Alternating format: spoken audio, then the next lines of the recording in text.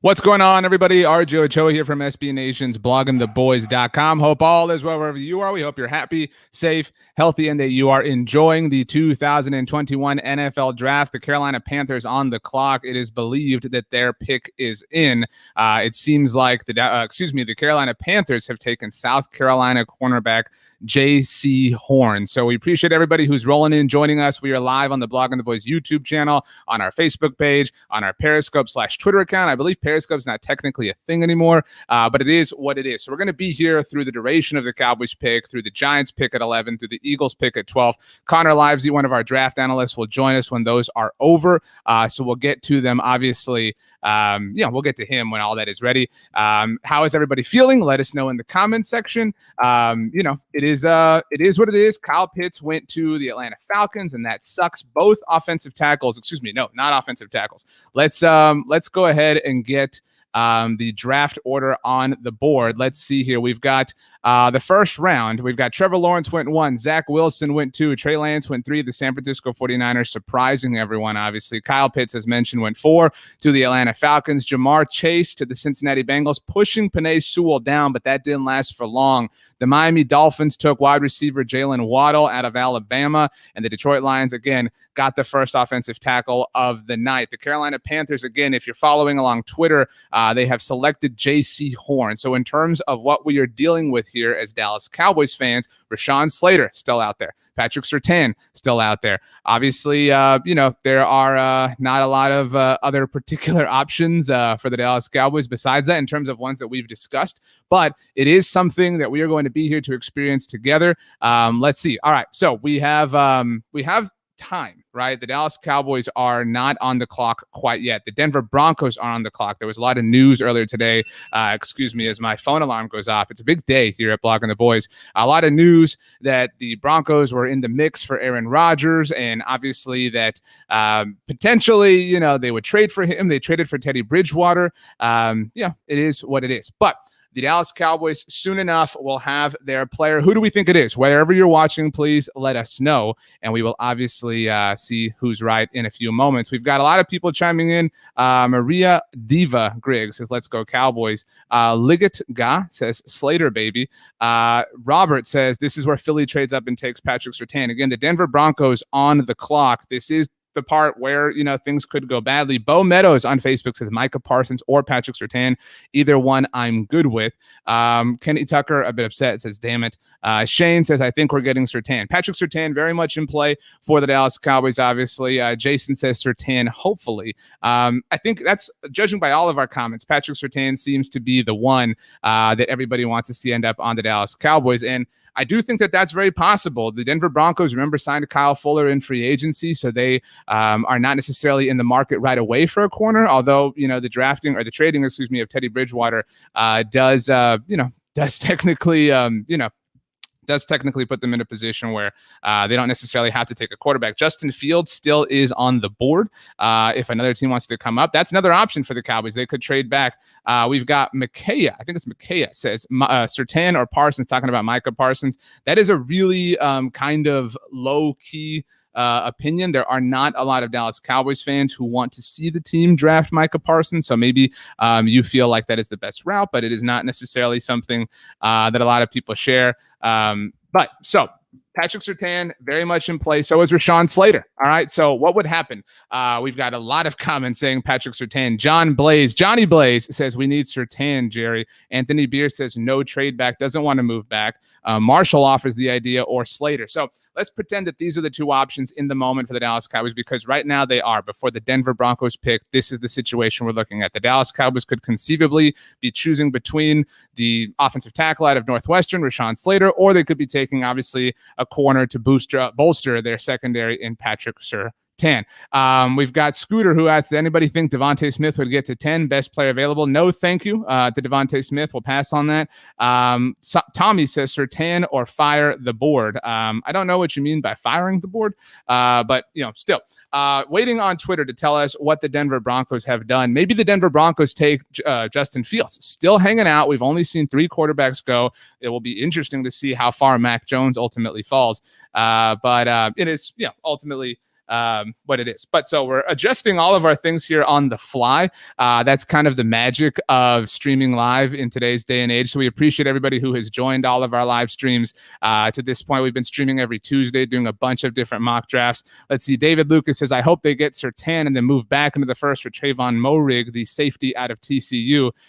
We've now got our graphic updated for you to talk about. Let's see here. This is where things stand in the moment. J.C. Horn gone. The Dallas Cowboys now, if they do want a corner, as mentioned, only have Patrick Surtain to choose from if they want to sit with the 10th overall pick.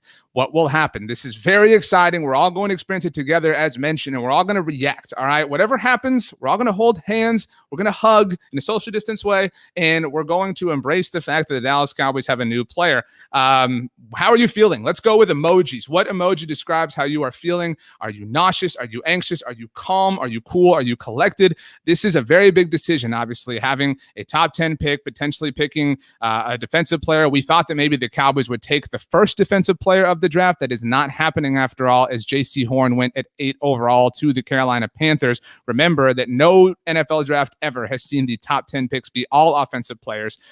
So it is what it is. We've got one note that says, let's see here. I don't want to put on any wrong information until we know for sure. Watching the NFL Network stream, Denver still has 39 seconds left. Micah, we've got Blake's son feeling cool. Micah feeling nauseous, as mentioned.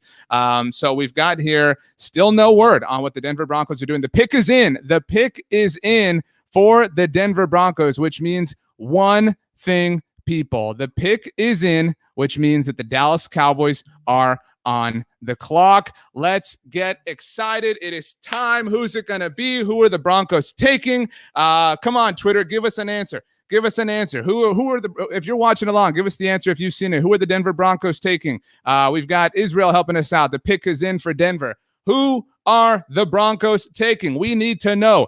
Come on, Denver. Give us something legit. Let's go. Let's go, Denver. Maybe this could be Rashawn Slater. Honestly, I mean, I really don't know. But let's see. The Twitter is slacking. I mean, goodness gracious, Twitter. When we need you most, Twitter, we're not getting you. You're not coming in clutch for us. If this is Patrick Surtain, this would be really, really, really terrifying, honestly, for the Dallas Cowboys.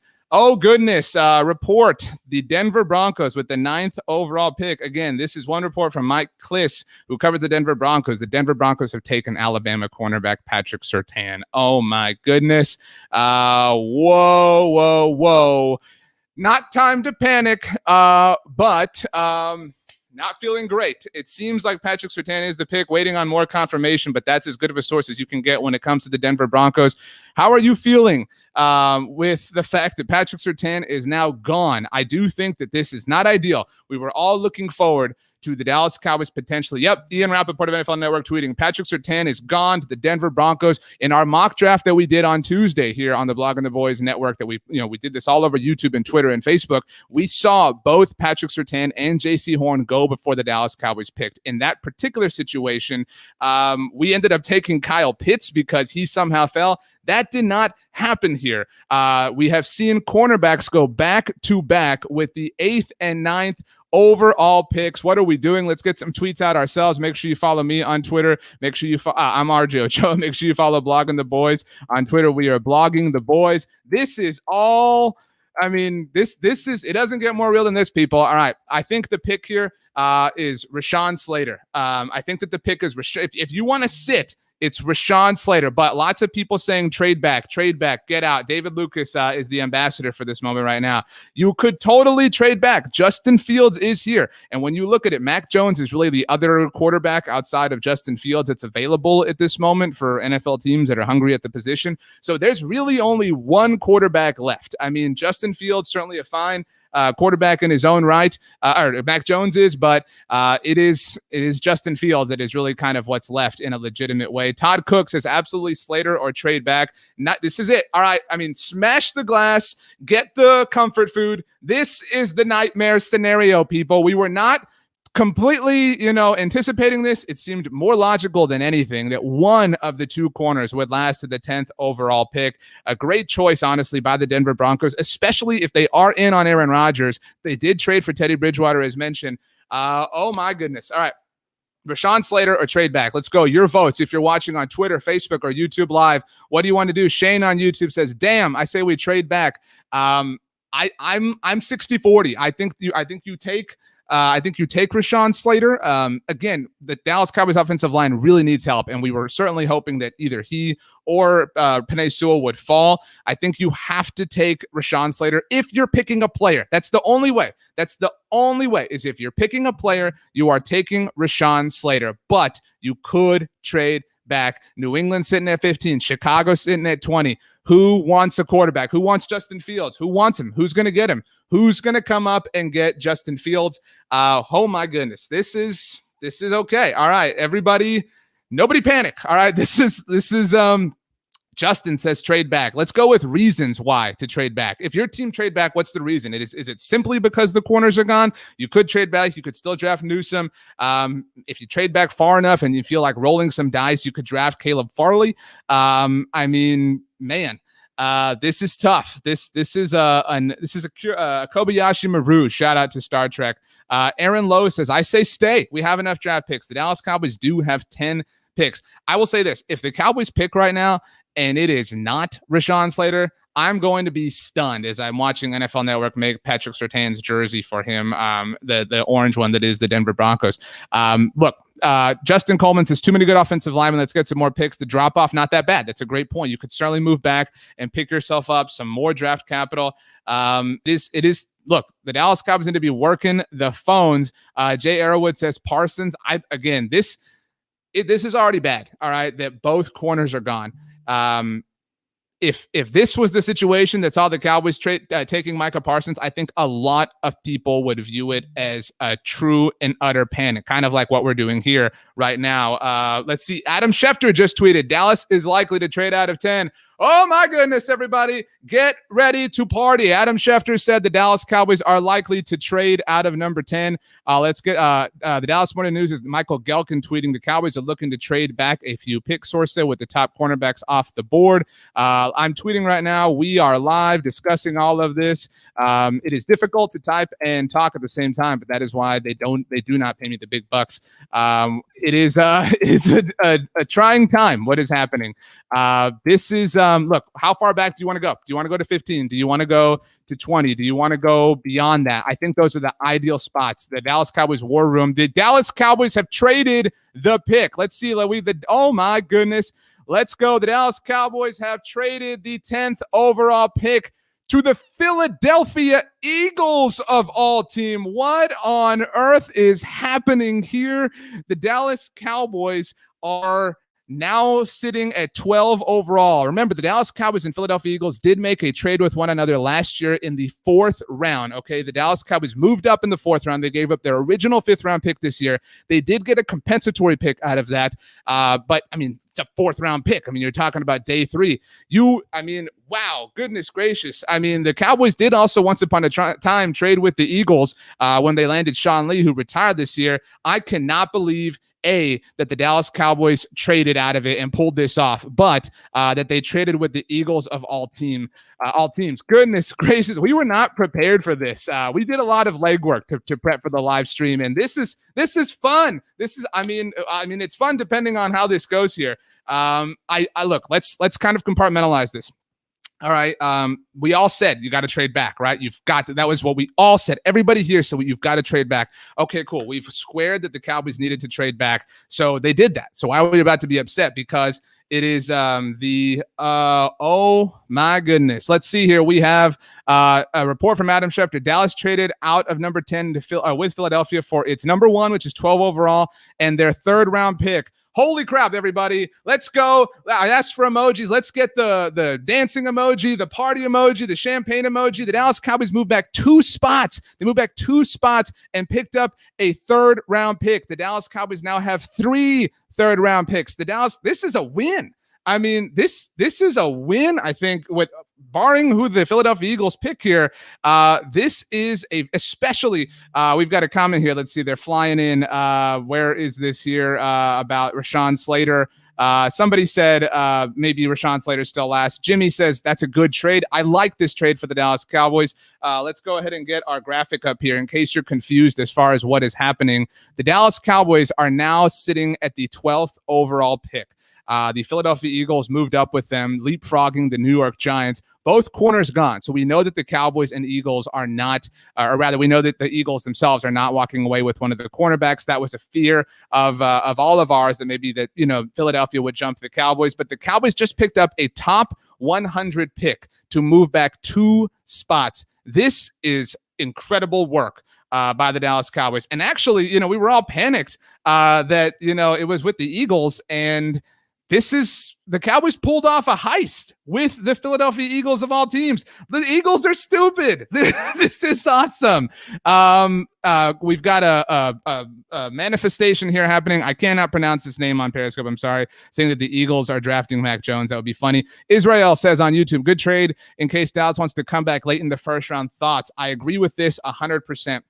The Dallas Cowboys now, by having, let's see here, the official terms, reading Michael Gelkin's tweet here, the Cowboys add the Eagles' 3rd round pick, which is number 84 overall. So for moving back from 10 to 12, the Dallas Cowboys picked up the 84th overall pick. What are the Eagles doing? This is beyond dumb. I really cannot, compartmentalize. The Dallas Cowboys now have 11 picks. All right. The Cowboys already had 10 picks entering this round. They had 4 picks in the top 100. The Dallas Cowboys now have 5 picks. They have 5% of the top 100 picks in the 2021 NFL draft. This is, wow. We've got Watch It Smith. Shedrick says, thanks, Howie. Mark says, honestly, this is, oh my goodness. All right, everybody, we're in for a ride tonight. Let's just look. I've got a root beer here. I'm going to take a sip. All right, I had to take a sip of this root beer. A&W, for anybody who's wondering, not a sponsor, but just want you to know what's good. Gil Brandt, the Hall of Famer, tweeting, Jerry has taken some injury risks in the past. Might be the plan here with Caleb Farley. What? Do not do that. Jerry Jones, do not trade and then draft Caleb Farley. All right, that's not what we want to see. We do not want to see you draft Caleb Farley. We've got the details of the trade here. Again, the Dallas Cowboys picked up the 12th pick in the 2021 NFL draft for moving back they picked up the 12th pick and the 84th overall pick, all in exchange for moving back from 10 to 12. I would not like Caleb Farley for the Dallas Cowboys. This is a great move if you do not take Caleb Farley. And it's a shame. We're all rooting for Caleb Farley and his story and for him to have success. But don't do that. Don't take the currency that you just built up here with this trade and fleecing your division rival, the Philadelphia Eagles, and roll the dice then. This has to be a win. And I'm very fascinated to see who the Philadelphia Eagles pick. The pick is in for the Philadelphia Eagles, Devontae Smith, the newest member of the Philadelphia Eagles, the Alabama wide receiver. This is a win-win. I know that we don't want to say that the Eagles won here, but with Jalen Waddle gone to the Miami Dolphins, it made sense that, New York would be in on a receiver. I do a show every week with my colleague that works at our Eagles side of SB Nation, and he and I were talking about it this week. We had on our Giants colleague at Valentine, and he was saying that they wanted Jalen Waddle to the New York Giants. And with Waddle gone, it made sense that Devontae Smith would be the next guy off the board, the reigning Heisman Trophy winner. And so the Eagles clearly felt like they had to jump the Giants to make sure that they landed Devontae Smith. So ultimately, let's really spin this in a true, absolute, total, positive, optimistic way. Israel says he will be annoying to cover. Yes, it's not, the most ideal situation in the world, but let's think about this. The Philadelphia Eagles did land a wide receiver. That's true, and that's fair, but they gave up a top 100 pick to do so to the Cowboys. So a really big net gain in that capacity. What's more is the Eagles do not have a quarterback. No disrespect to Jalen Hurts, but it's nice of them that they have a wide receiver, but they don't have a quarterback that can get him the ball effectively. The Dallas Cowboys have the best quarterback in the division.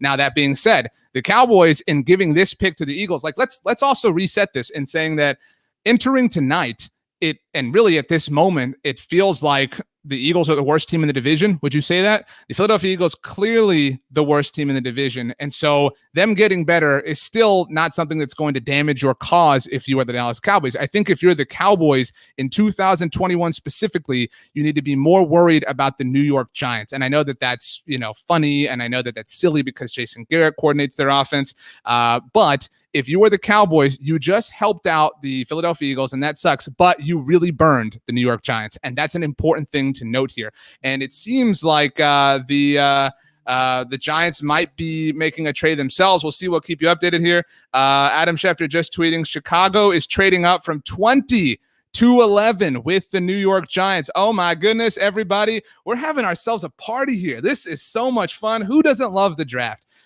This is a huge win. This is a huge win for the Dallas Cowboys. Round of applause. Let's get our applause emojis going. The Cowboys, yes, they helped out the worst team in the division in the Philadelphia Eagles with no quarterback on their roster. But they ultimately sniped the New York Giants in the process, and now the Giants had to get out. The New York Giants absolutely could not. They got sniped the way the Cowboys did. The Cowboys lost both J.C. Horn and Patrick Surtain to the Carolina Panthers and the Denver Broncos, the teams that played in Super Bowl 50 against one another. A nice little coincidence there.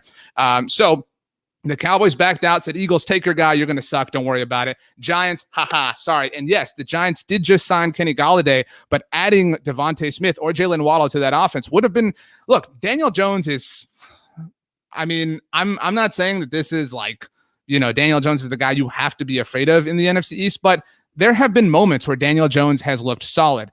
And so that being said, you kept their offense from getting better, and that's a really good move. That's for a team in the Dallas Cowboys that did not get defensive help, they made a really great defensive move in hurting the New York Giants, which is a larger competitor to them here in the NFC East in 2021.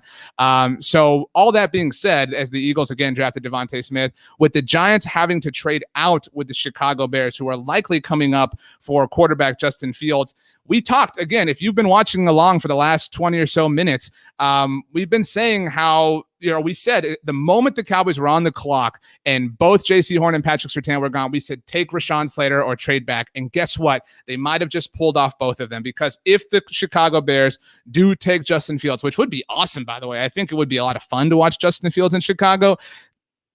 Think about it. The Cowboys got the player they wanted. And so ultimately, let's kind of lay this out as you look at our graphic here. If you're joining us live, welcome. My name's RJ Ochoa, the manager, editor-in-chief over at bloggingtheboys.com. We'll be here through the duration of the Cowboys pick at the very least. Maybe we'll hang out a little bit while longer for the New York Giants pick as well. At 20 overall, who knows? Connor Livesay, one of our draft analysts, will join us.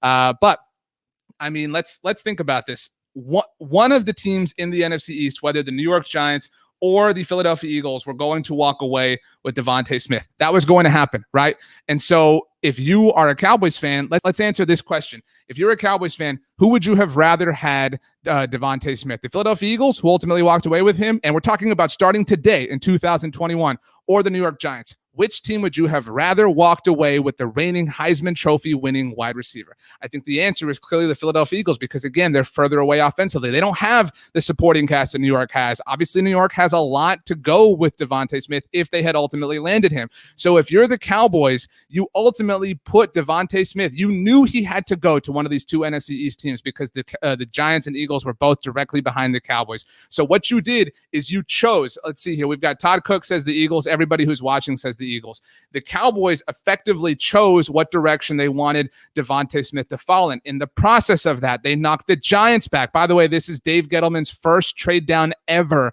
in the first round, New York Giants general manager Dave Gettleman. And so in the process, you move them out. So who knows who the Giants ultimately walk away with. And if you're the Cowboys, you still are probably going to walk away with the player that you ultimately wanted. Let's see. We've got trade terms in for the Giants trade back. So the Giants get for number 11, number 20 from the Chicago Bears. They did get next year's first round pick, and they got this year's fifth round pick from the Bears and Chicago's fourth round pick next year. So again, if you're watching, let's kind of get this a little bit, we'll try to organize all these thoughts for you here. The New York Giants have traded out of the 11th overall pick with the Chicago Bears. The pick is in. They have taken quarterback Justin Fields. T's and P's, Andy Dalton, we love you. Hope all is well. You just got Mike Glennon. And in exchange for the pick, The New York Giants received the 20th overall pick, so they moved back 9 spots. The Cowboys only had to move back 2 spots. I agree with Jimmy. He says the Giants did well in that trade. The Giants moving back 9 spots from 11 to 20. They pick up next year's first-round pick from Chicago. Keep in mind that the Eagles already have Miami's first-round pick next year and potentially Indianapolis's first-round pick next year if Carson Wentz meets the qualifiers. So we're talking potentially about Philadelphia having 3 first-round picks next year, and we know for sure that New York has 2 first-round picks next year. So there's a lot of change coming to the NFC East over the course of a couple of years, and we'll always keep you updated on it at bloggingtheboys.com. But so the Giants pick up 20. They pick up next year's 1. They pick up this year's 5, and they pick up next year's 4 from Chicago. That's a really expensive price to pay, but considering Justin Fields was the last quarterback standing, man, that's tough. Let's see here. We've got our full screen graphic up here with, let's see, we don't have Justin Fields up here yet, but man alive. So now the Dallas Cowboys are or should be on the clock. We've got, let's see here. Let's see. Okay. We've got this going now. This is all live, baby. We're not hiding anything from you. This is all live. This is where things stand. The Dallas Cowboys now on the clock once again. So the first round, very quickly from 1 through 11, Trevor Lawrence, Zach Wilson, Trey Lance was who San Francisco took. Kyle Pitts went number 4 overall to the Atlanta Falcons. Jamar Chase went to the Cincinnati Bengals. Jalen Waddle to the Miami Dolphins. Penei Sewell went to the Detroit Lions. And then the run on cornerbacks that set all of this in motion. J.C. Horn to the Carolina Panthers. Patrick Surtain to the Denver Broncos. The Cowboys traded out of 10 with the Philadelphia Eagles and now sit at 12. They are on the clock. Very exciting times, obviously, as the Cowboys are going to make a pick, we imagine, soon enough. Unless they trade back again, I would be very surprised to see that myself. But so Patrick Surtain to Denver. Devontae Smith went to the Eagles with the pick that originally belonged to the Dallas Cowboys, and Chicago traded up with the New York Giants to take quarterback Justin Fields out of The Ohio State University. So Rashawn Slater still on the board. Still on the board. All right. But so is Micah Parsons. And Matt Skeen says, Micah Parsons, they didn't get the best 2 cornerbacks, so I'm already insanely bummed. Yes, the Dallas Cowboys missed out on defensive help. I would not like that pick for the Dallas Cowboys, to be honest with you. I would not be pumped. Michael Gelkin of the Dallas Morning News tweeting, watch for Penn State linebacker Micah Parsons here to the Cowboys at number 12 overall. Okay, all right. It seems like this is possible, people, as we're doing a lot of things to kind of stay up to date and everything. Micah Parsons could be the pick for the Dallas Cowboys. How are you feeling? What are your thoughts about the fact that Micah Parsons might be the player the Cowboys traded back with? Micah Parsons has had some character issues. People have not been exactly pumped about him. We'll see what happens there. Micah Parsons very publicly said that he wanted to stay in the blue and white. Obviously a Penn State linebacker. The Cowboys just lost a Penn State linebacker in Sean Lee.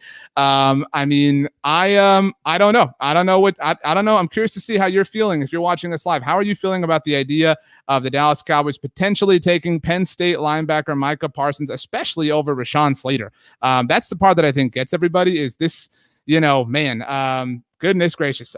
Things are getting very interesting here in the middle still of the first round of the 2021 NFL Draft. The Dallas Cowboys now on the clock. Lots of things going on here as we do a billion things at once to keep you updated, as we always do at bloggingtheboys.com. Micah Parsons is maybe the pick, or Rashawn Slater. I mean, if it were me, that's what I would do. I would take Rashawn Slater if I was the Dallas Cowboys. But a lot of people want to see the team get defensive help, and linebacker is a position of need if we're being totally honest with ourselves. I don't know what to tell you here, because this really tells us a lot about the Cowboys in terms of what or how they view their roster. Let's see. Jay says, I like Parsons 100% better than taking Slater. Hope Farley can fall to us in the second round. Todd Cook, an off-the-ball linebacker at 12. No, LOL. I agree. Let's see. Ben says he's a beast, but probably not a good fit scheme-wise. The Dallas Cowboys have not been great at drafting linebackers, as we all know. The deadline for them to pick up Leighton Vander Esch's 5th-year option is next week. They've kind of danced around that idea, talked about how they might not, or whatever. I don't think they're going to, and that was just 2 years ago. let's see here. We're doing a lot of things at once. So wow. This is a lot to process, honestly. Let's see. Goodness gracious. Joe says Parsons or J.O.K. Braden says Slater. We've got Dallas Wells says another trade with New England. We'll see if the Cowboys are able to trade back. That would be fun if they made it, but there's no quarterback to come up and get. That's the point here, is there's no quarterback for the Dallas Cowboys to come up to get. Remember, the Dallas Cowboys on the clock right now. Who do you want them to take? It really does seem like a friend of the show, Bobby Belt from NFL Network, tweeted, sounds like the Cowboys are taking Micah Parsons here. Prepare yourselves. Let's see here. We're getting our Instagram post ready for you guys. After a trade from with the Philadelphia Eagles, the Dallas Cowboys, this is goodness gracious. Wow. All right. All right, guys. Micah Parsons seems like it could be. Jerry Jones is on the phone. The Cowboys are picking, so get yourselves ready. There is a pick coming in for the Dallas Cowboys, and it does. Twitter is making it seem like it's going to be Micah Parsons. Again, Rashawn Slater still on the board. You could go that direction if you wanted to, if you're the Dallas Cowboys, but it seems like they don't want to, obviously. Goodness. Man. It's nope. We've got Jerry. If you're watching NFL Network, Jerry Jones is on the phone. So the Cowboys are making a pick. Call it. Who's it going to be? If you're watching live with us, who is the pick going to be for the Dallas Cowboys right now? Is it going to be Micah Parsons? Is it going to be Rashawn Slater? It is going to be one of these players. The time for you to guess is now. Micah Parsons or Rashawn Slater. Bryce Butler, friend of the show, tweeting, do us right. Jerry, who is it going to be? The Dallas Cowboys. Let's see here. We've got ourselves ready. I'm jumping all over the place on the internet here. The pick is in, and let's get excited.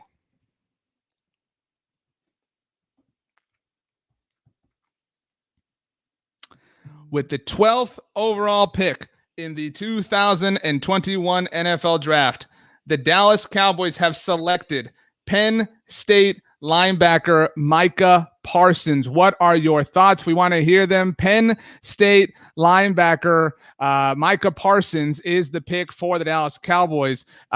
Goodness gracious, what is going on here? A lot to think about here. A lot to really process for the Dallas Cowboys, obviously. Now have a new linebacker on their team. Look, let's take a look at who Micah Parsons is as I fire off. If you follow us on Facebook or Twitter, you'll see our post right now. I'm just reading this caption out to you. I'm just showing you how the sausage is made, so I know it's a complete sentence. After a trade with the Philadelphia Eagles for the 12th overall pick in the 2021 NFL Draft, the Dallas Cowboys have selected Penn State linebacker Micah Parsons. If you follow us on Twitter or Facebook or Instagram, I should say, that graphic is now out. All right, let's go. Micah Parsons is the pick for the Dallas Cowboys. What do we think? What do we think overall? Again, he grew up in Harrisburg, Pennsylvania. He's a full Pennsylvania guy through and through. Damon Rojo has a, we won't use that comment on the stream, Damon. Let's be cool. I know you blurted some things out. Jimmy says, I guess LV is not doing well. Parsons is a stud, though. Yeah, Jimmy, I'm going to guess that Leighton Vander Esch's fifth-year option is not going to get picked up. Okay, played defensive end in high school, if you're watching along with us, but switched to linebacker when he started playing for Penn State. He did not play last season. He has been training specifically all last season long, all college football season long, for the 2021 NFL Draft for the NFL. Only a one-year starter at Penn State University, but finished his career, if you're watching, with 192 tackles, 6.5 sacks, and 6 forced fumbles.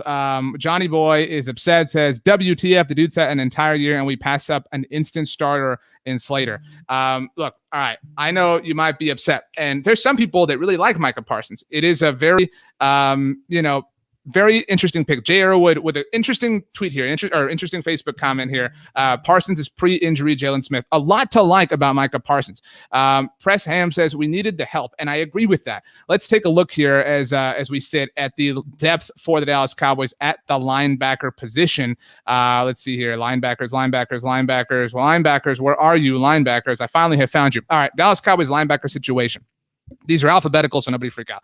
Francis Bernard, Luke Gifford, Azur Kamara, Keanu Neal. Now, remember, a weak side linebacker for the Dallas Cowboys, Jalen Smith, and Leighton Vander Esch. So not a lot there, right? Not a lot to really be completely, at peace with. Let's see here. We've got a tweet from Adam Schefter as all this is going on. By the way, the Twitter timeline is just bumping. Cowboys take Micah Parsons, who the team was interested in taking at number 10. And that's the important thing here.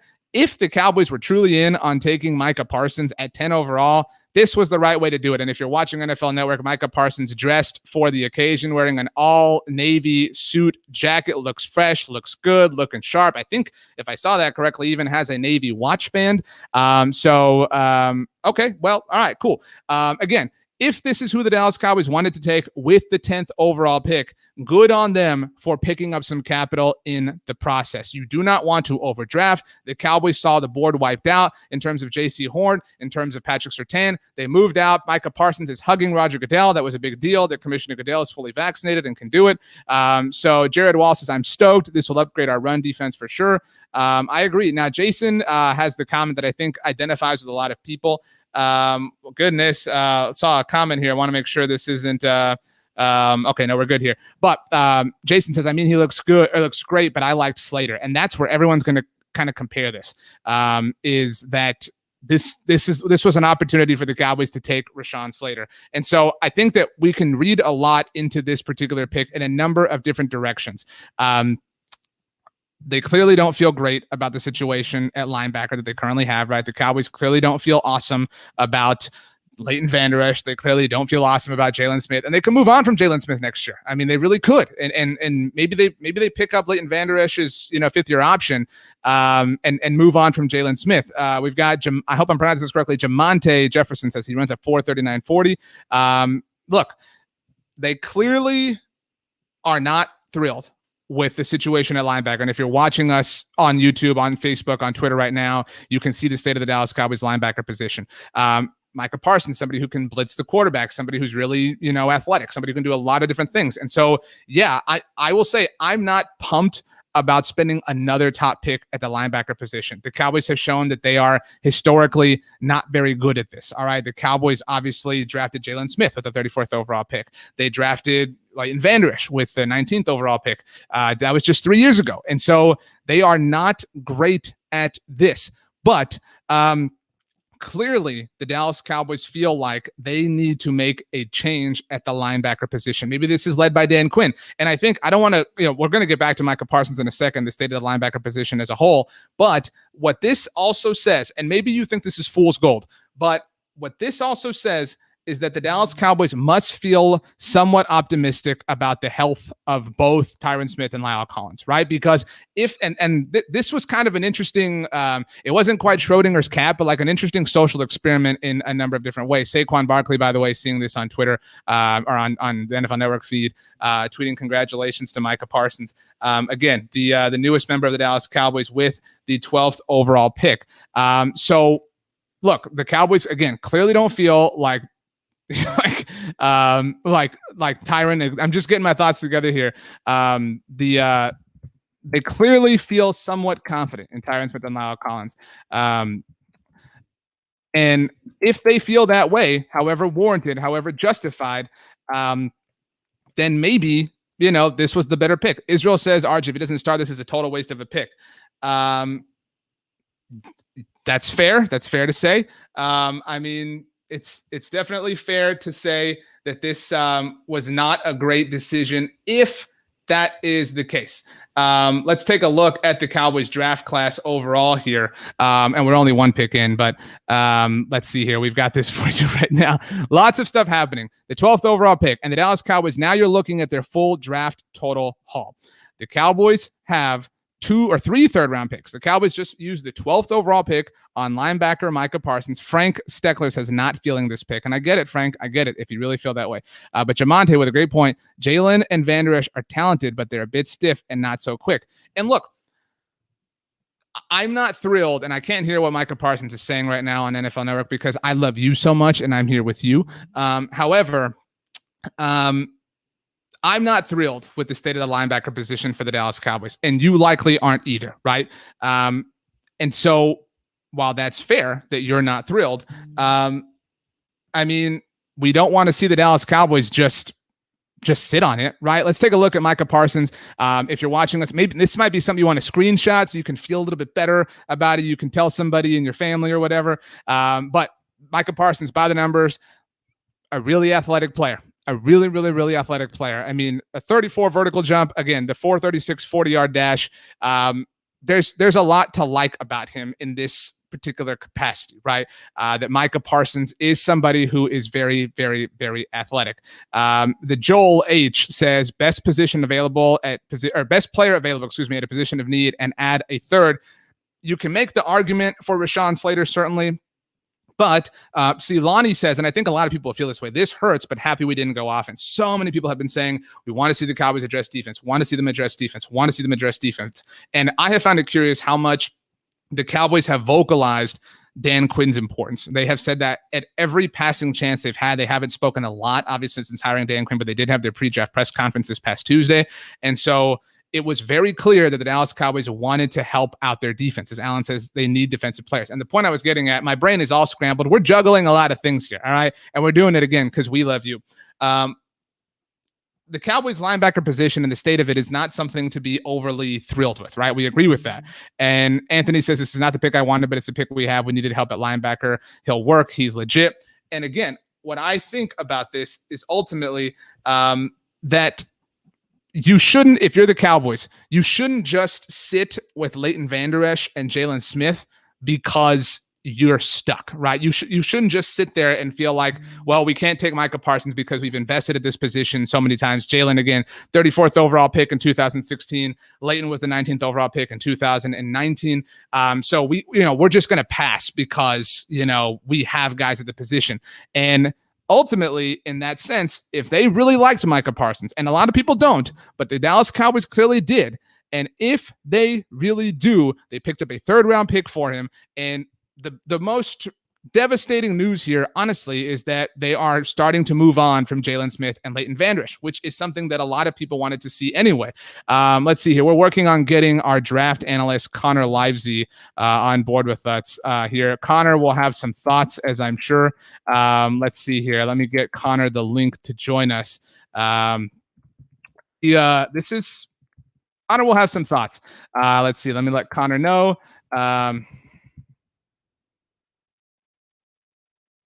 All right, so Connor is on his way. And again, he is going to have some thoughts when it comes to this pick for the Dallas Cowboys. Micah Parsons, again, the 12th overall pick. Todd Cook just says we replaced LVE or Jalen. And again, that's the thing here is the Cowboys clearly were out on Jalen Smith and Leighton Vander Esch. And they clearly, whether fairly or unfairly, believe, at least in 2021 specifically, granted a season that added a 17th game in the regular season, but they clearly believe in Tyron Smith and Lyle Collins as viable options. And there's fair reason to believe that. David Lucas says they'll move back into the first for a corner or a safety. And look, the Cowboys now have 3 third-round picks. And if they jump back up, that is something to be excited about. And they have the ammunition to do that. The Cowboys still have 10 picks. The Cowboys still have a 2nd-round pick, and they still obviously have 3 third-round picks before the 4th round even begins. Waiting on Connor Livesay to join us, by the way. Let's see here. Look, I get it. I was not pumped about this. This was, if I had power ranked, my ideal options for the Cowboys, this would have been one of the lower ones. Christopher Lopez says no complaints. Abdul Basir Wadud, I hope I'm pronouncing this correctly, says might be the best linebacker core. I don't know if you're talking about the Cowboys, but if you are, I definitely disagree with you. I just let's see here. Let's make sure Connor has the link here. He might need it in a Twitter DM. It has been an interesting 30 minutes that we've been on here. This has been certainly something that not everybody expected, especially the trade with the Philadelphia Eagles. We're working on getting Connor here again. Alex says, sounds like we have the capital for a solid swing tackle / guard type. And here's the thing. This offensive line class is deeper if you want if you want just viable bodies, and Rashawn Slater now has gone to the Los Angeles Chargers, by the way. Connor is on the way. I see that here. So Connor will be here soon. Let's take a look. Let's get the full draft class on the board here in just a moment. But Micah Parsons, again, I want to get the Cowboys ammunition up here on the board one more time so you can see this, because let's take a look at let's get Connor here. I'm going to need some headphones for this. Hope Connor is ready to join us, because Connor, the comment section has had some thoughts, and we are very excited to get yours on the newest member of the Dallas Cowboys, Penn State linebacker Micah Parsons. Connor, how goes it? It's going. Hope you're doing well, Connor. Give us your first initial reaction to the player that is Micah Parsons, the newest member again of the Dallas Cowboys. It is the player is the definition of boomer bust for me. And I think that was mentioned on the broadcast. Like, the talent is there, but when you watch the tape at Penn State, he never was fully able to put it all together.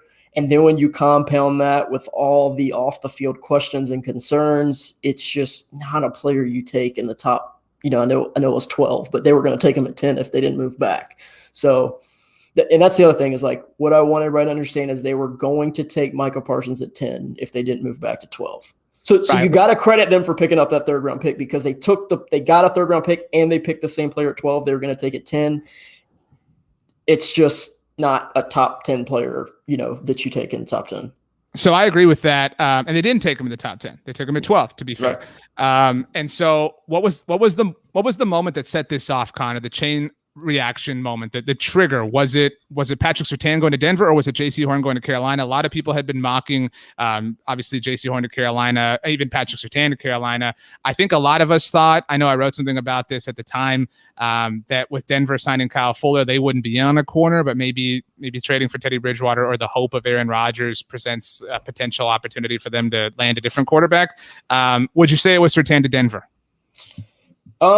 Yeah, I'd say so, because you thought that there was a really good chance they would go Parsons, or they would go Fields or Jones. Like I know they have Drew Lock. I know they just traded for the quarterback, but like, if Teddy Bridgewater and Drew Lock are keeping you out of, Justin Fields for 5 years, then I don't know what you're doing. So they obviously have a lot of confidence in those two guys. And then I thought that Denver was a team that would really target Parsons too, because they have a need at linebacker. So yeah, to answer your question, it was Surtain, because at that point, I didn't get the vibe that they were ever like in love with Rashawn Slater. Like, I think if it was Penei Sewell, I think that would have been an option, and they would have just taken that at 10. But they just never seemed to really give the, we love Rashawn Slater, we feel like he can come in and be an impact player. But yeah. Connor, you released a draft guide earlier this week. It's still available, $5. You can find the information on Connor's Twitter at Connor NFL Draft. Where is Micah Parsons for you? He's your what overall ranked player? Jeffrey Woods chimes in on Facebook, says you guys are crazy if you don't like this pick. Micah Parsons is what for you? He was my 24th ranked overall player, my second ranked linebacker, and he was my second round grade. Okay, so not exactly a vote of confidence there. I do agree with you, though, and this is what we were talking about before you showed up, that if their heart was truly set on Micah Parsons for whatever reason, they did it in the most excellent way possible. And I think some people will nitpick and say that they should have traded out with Chicago if Chicago was willing to give up that much. Because to your point, if Parsons really is this lowly valued linebacker, lowly rated linebacker, whatever, you could have potentially gotten him at 20 overall. Who knows if that would have been the case. But what I mentioned in the moment is it was clear, it was undeniable that Devontae Smith was going to go to one division rival. And if you want him on one of them this season, you want it to be the Eagles, and certainly for the foreseeable future, because they're much further away than New York is. And so you help that out, right? Like you play defense already, and you didn't walk away with Rashawn Slater. But the other thing here that I think is important to note is they must clearly feel more confident and more optimistic, which might not necessarily be difficult to do given what I'm about to finish this up with, in Tyron Smith and Lyle Collins than they do in Leighton Vander Esch and Jalen Smith. Would you agree with that? Yeah, I mean, I'd say so. Yeah, I mean, I think that definitely expresses their voting confidence in him. I was just looking. Sorry, the Jets just traded up, so I was trying to see what they're doing. Paying attention. chaos. The Jets have traded a 14 overall. We're having to do a lot of work on the fly. Don't worry, Connor. Yeah. It is what it is. But no, I think that question is important because I think it's telling if they didn't feel good about Tyron Smith and Lyle Collins and Connor McGovern and Connor Williams, like they're taking Rashawn Slater, I'm sure. But I'm sure they're seeing those guys work out, going, we feel like they're going to stay healthy. We feel like they can come in and stay healthy, play. They might not play 16 games, but if Tyron Smith gives us his normal 13, 14 games a year, we feel good about our chances to, win the division, go into the playoffs and play. It's just, I'm reading a lot of the comments. Like, of course, Cowboys fans are very optimistic and they're at times they put their blinders on, and that's like, it's awesome to be optimistic about your team, but there's a few things you can't deny. The things you can't deny is he had a ton of off the field issues. Like if you don't know about his off the field issues, explain those for us. So there's a sexual assault thing at Penn State where he apparently sexually assaulted one of his teammates that was dismissed from Penn State. There's a report of him choking out a teammate in a hazing scandal so bad that the teammate had to pull a knife on him to get him off, and that there was like just about a stabbing to happen. There's maturity questions, whether he can one of the things I heard is like, can he behave himself when he becomes a billionaire? Can he stay? It's kind of like the Ezekiel Elliott thing. Like when Ezekiel Elliott was in that trouble and then the DJ thing happened and he was going to Cabo and like there was consistent partying. Like people think that that's something that can happen with Parsons too, because of the maturity, the ability to be a professional on and off the field. And then when you add in the sexual assault stuff at Penn State, which doesn't sit well with Penn State because of the background Penn State has, and then the knife scandal with the hazing, it doesn't bode well. Like I think there was a lot of teams who didn't even have them on the draft board because when you compound all those things, it makes it for either a guy you're not taking in the first round at all or a guy that you would just completely have off your board. So all that is, I think every Cowboys fan listening is worried about this, obviously, rightly so. By the way, the terms of the Jets trade are in. New York receives the 14th overall pick and Minnesota's 4th round pick. Minnesota receives the 23rd overall pick. They're coming up for Vera Tucker, I feel like. And 2 3rd round picks. So they get two of New York's 3rd round picks to fall back 9 spots, excuse me. So I do think that, well, so let's address the character issues first. Very fair, very, very fair, very big red flags. Something I have said a lot on our site, on our podcast, on our videos and things has been that I really do trust Dan Quinn to mold the character of this team. That was a really sort of big hallmark quality of his in Atlanta. You can talk about obviously about the results there, but something I really remember was there was this like NFL Network special on them after they lost the Super Bowl about how he had all the Falcons players do this like military training. I don't know if you ever saw that or read about that. But it's clear that he focuses on developing a brotherhood and all the other football jargon. And so clearly Dan Quinn feels confident in this. And I do feel like that's a vote of confidence or that people can kind of rely on. I know you're not as inclined to buy that kind of stuff, but I think that that's somewhat fair in a vacuum.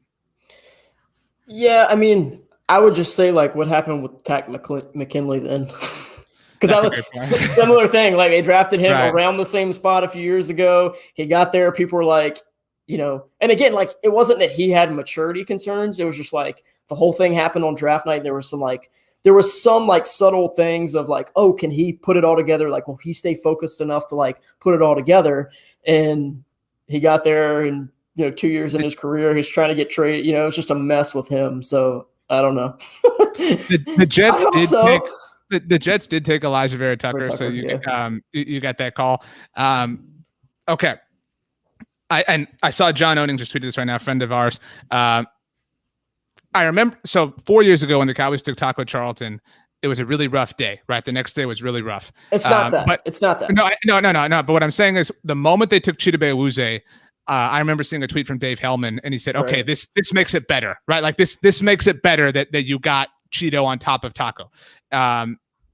Micah in a third is far more digestible, I think. And like if they had taken him at 10, it's a whole different thing. But they took him at 12. They kept Devontae Smith away from the New York Giants. And so, again, not like I'm not at all intimating that the Cowboys are playing chess when everybody's playing checkers. But, I mean, that is, I don't know, like they did this in the best possible way, I think. Yeah, I mean, like I said, like it's not the Taco thing, because for Taco, he was a late third round player for me, and they took him at 27. So that was just absolutely brutal. But I mean, again, like Parsons was my second round grade. So while you don't want to pick that guy at 12, like it's not like you're jumping 30, 40 picks to take a guy. It was 13 or 14. And again, like I said, like he's got the ability to make an impact. He just has a lot of things to improve on. He's not a great coverage skills. He's not a guy who like instinctively reads things. He's more of an athlete than a football player. And that's one of the first things I kind of put in his thing is right now he's more of an athlete than a football player. And he is a freak athlete. He's a 4'3" guy. He's 250 pounds. Like he's long. He's explosive. It goes back to, can you play, like he's the opposite of Nick Bolton. For Nick Bolton, for me, he's an instinctive football player that reads things. He reacts to things. He can cover, like he's smart. He's intelligent. Micah Parsons isn't those things, but he has the athleticism, size, and length that Nick Bolton doesn't. So you mentioned how athletic he is. What is his absolute most redeeming quality athletically? I mean, I just think you look at the sideline to sideline speed and the explosiveness. He's a 4'3", 40-yard, guy. And I talked to a lot of people who had seen him and had been watching him train and said that he had been running in the high 4.29s at times. So like, Patriots just took Mac Jones, by the way, for what it's worth. Figured that was coming. But yeah, I mean, I think you just like, you see a guy with these elite athletic and size traits and you go, can we get that out of him? And it was very similar to what happened with Leighton Vander Esch a few years ago, a guy who was a great athlete, big, long, Leighton Vander Esch wasn't physical at all. Micah Parsons is physical, but it's a dude who can run. He's long. He's got this, perfect built up linebacker frame. Can we pull it out of him to where he can be an impact player? And the Cowboys haven't really gotten that with Leighton Vander Esch yet because he didn't have the instinctual play at linebacker to read things, react to things, keep himself clean from blockers. And those are kind of the similar concerns I have with Parsons. The only difference is he's a much better athlete. He's got much better size, and he plays with a lot more physicality than Leighton Vander Esch, what makes me feel better about this pick than when they picked LVE a while ago. Okay, so these comments are so crazy. Let's fast forward a year from now. Where does Micah Parsons stand on the Cowboys roster? And I think that that's an important question because the state of the linebacker group is not good. I mean, you know that, just as well as I do. This is a team that is really, really, really struggling there. And when we've been live for a while now, and when the Cowboys got sniped directly in front of them by losing both corners, I do think that they adjusted well, especially if that was their plan, as we've said several times. There is also a thought, like all of Parsons' qualities aside, positive or negative, there is a thought that, okay, you just took a linebacker in the first round at 19 overall 3 years ago. 2 years before that, you took a linebacker with the 34th overall pick. And there is a thought like you've devoted so much, you have so many sunk costs at the linebacker position, but we've seen that be such a problem, right? And so in a sense, I do applaud is a heavy term, but I do mildly commend them for not being willing to just ride it out with Leighton and Jalen. And honestly, is this not the most direct, message they've given to Jalen that his time is running up with the Cowboys? Leighton too, for that matter. Yeah, I think it's both of them. Because I think, as much as we kind of mock we'll see what happens after the draft with Leighton Vander Esch's fifth-year option, I think this tells you exactly probably what direction they're going to go. And again, it sounds like they're probably going to let that play out, which they should. Like the bad thing to do as a team builder is to then extend guaranteed money to Leighton Vander Esch, who hasn't been able to stay on the field. And when he hasn't been very good. So, and again, like as much as I don't love the Micah Parsons pick, there's a really, really, really good chance that Micah Parsons could be your best linebacker in 2021. Now, that's not saying that he's going to be, super good. It's just saying that he might stay healthy and he might stay, above average. And if you're healthy and above average, you're this team's best linebacker. So had the Cowboys made a I know you had Parsons ranked lower than a lot of people, but let's go consensus board, like general draft Twitter board. Had the Cowboys gone anywhere else that wasn't Rashawn Slater, if not for Micah Parsons, what would have been a better pick? Or what would have been another pick, another viable pick? You said so, not Slater. Right.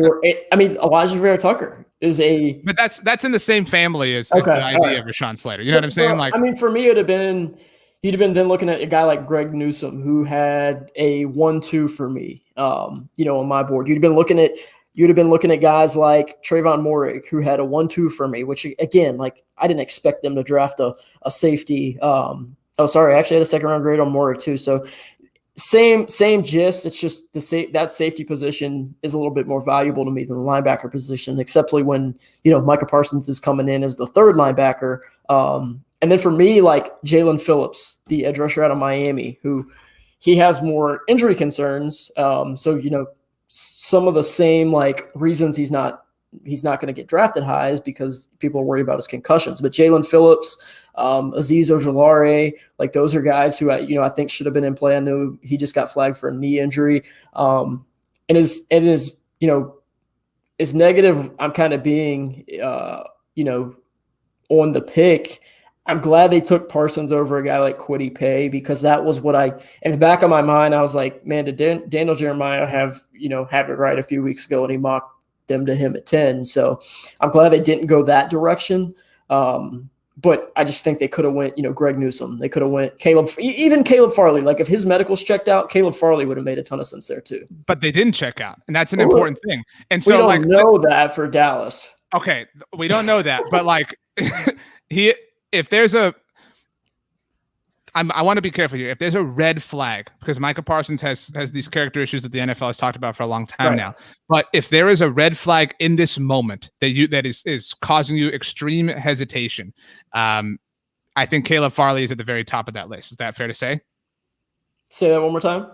Is Caleb Farley not at the very top of the do not touch list for reasons in terms of not potentially being available to you? And so in that sense, my point here is, we talked about this several times in all the mocks that we did, that maybe the Cowboys could trade back. Although we talked about moving to 50, moving to 20, and we said if both the corners are gone, would you like the Caleb Farley pick if they did that? And granted, a lot of that, information has changed just over the course of this last week and the run up to the draft specifically. So all of that being said, I think that this is a better pick than that in a vacuum, in that, what did we hear Jerry say in the pre-draft press conference? That medical was a big shortcoming for them. And so it is clear that they wanted high floors. It is clear that they wanted athletes. What did Mike McCarthy say that you talked about in our live stream on Tuesday night? That they wanted speed. So I do think that they checked those boxes in very particular ways.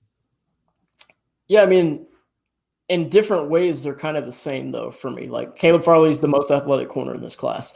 The difference for me is as much as the injuries suck and as much as Micah Parsons off the field sucks, Caleb Farley plays a 10 times more important position. So if he does, there's that there too. I've seen Caleb Farley play a lot of football. Even though he's been hurt, he's played, 2-3 years of Virginia Tech. He's had the back injury. He's gotten surgery on it. He's had an ACL injury that he's been healthy. He's gotten recovered from, and that hasn't really come back to bother him. But for me, it's just when you're drafting a guy, I know they picked him at 12, but when you're drafting a guy in the top 10, you can't. We talk about the running back position. You can't take a devalued position. You can't take a devalued position with flags. So I don't mind taking. I don't want to, but if I have to take a player with flags because I got wiped out, I can't trade back again. I don't want to go offensive line. I'd rather take the guy that plays that super important position at a need.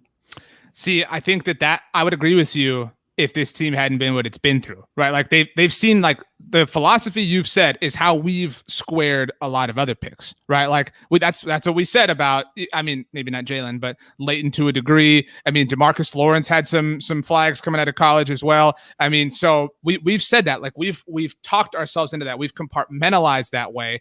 And this isn't that to me. This is different. And this is far from, like, complete A+.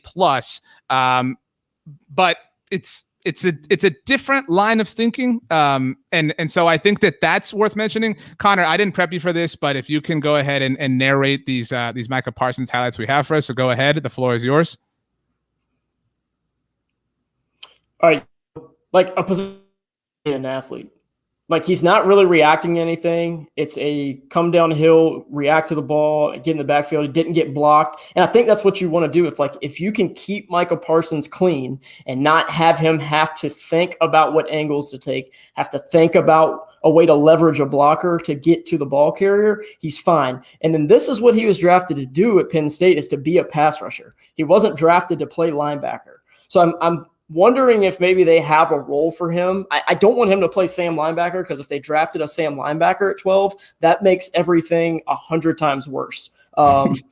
Like, horrible if that's what they wanted to do. But, like, he's a guy that you can line up at Mike, you can line up at Will, but you just have to let his athleticism play. You can't expect him to play the Mike or Will, read, react, see things before they develop, and then go get them. And he's not a good cover defender.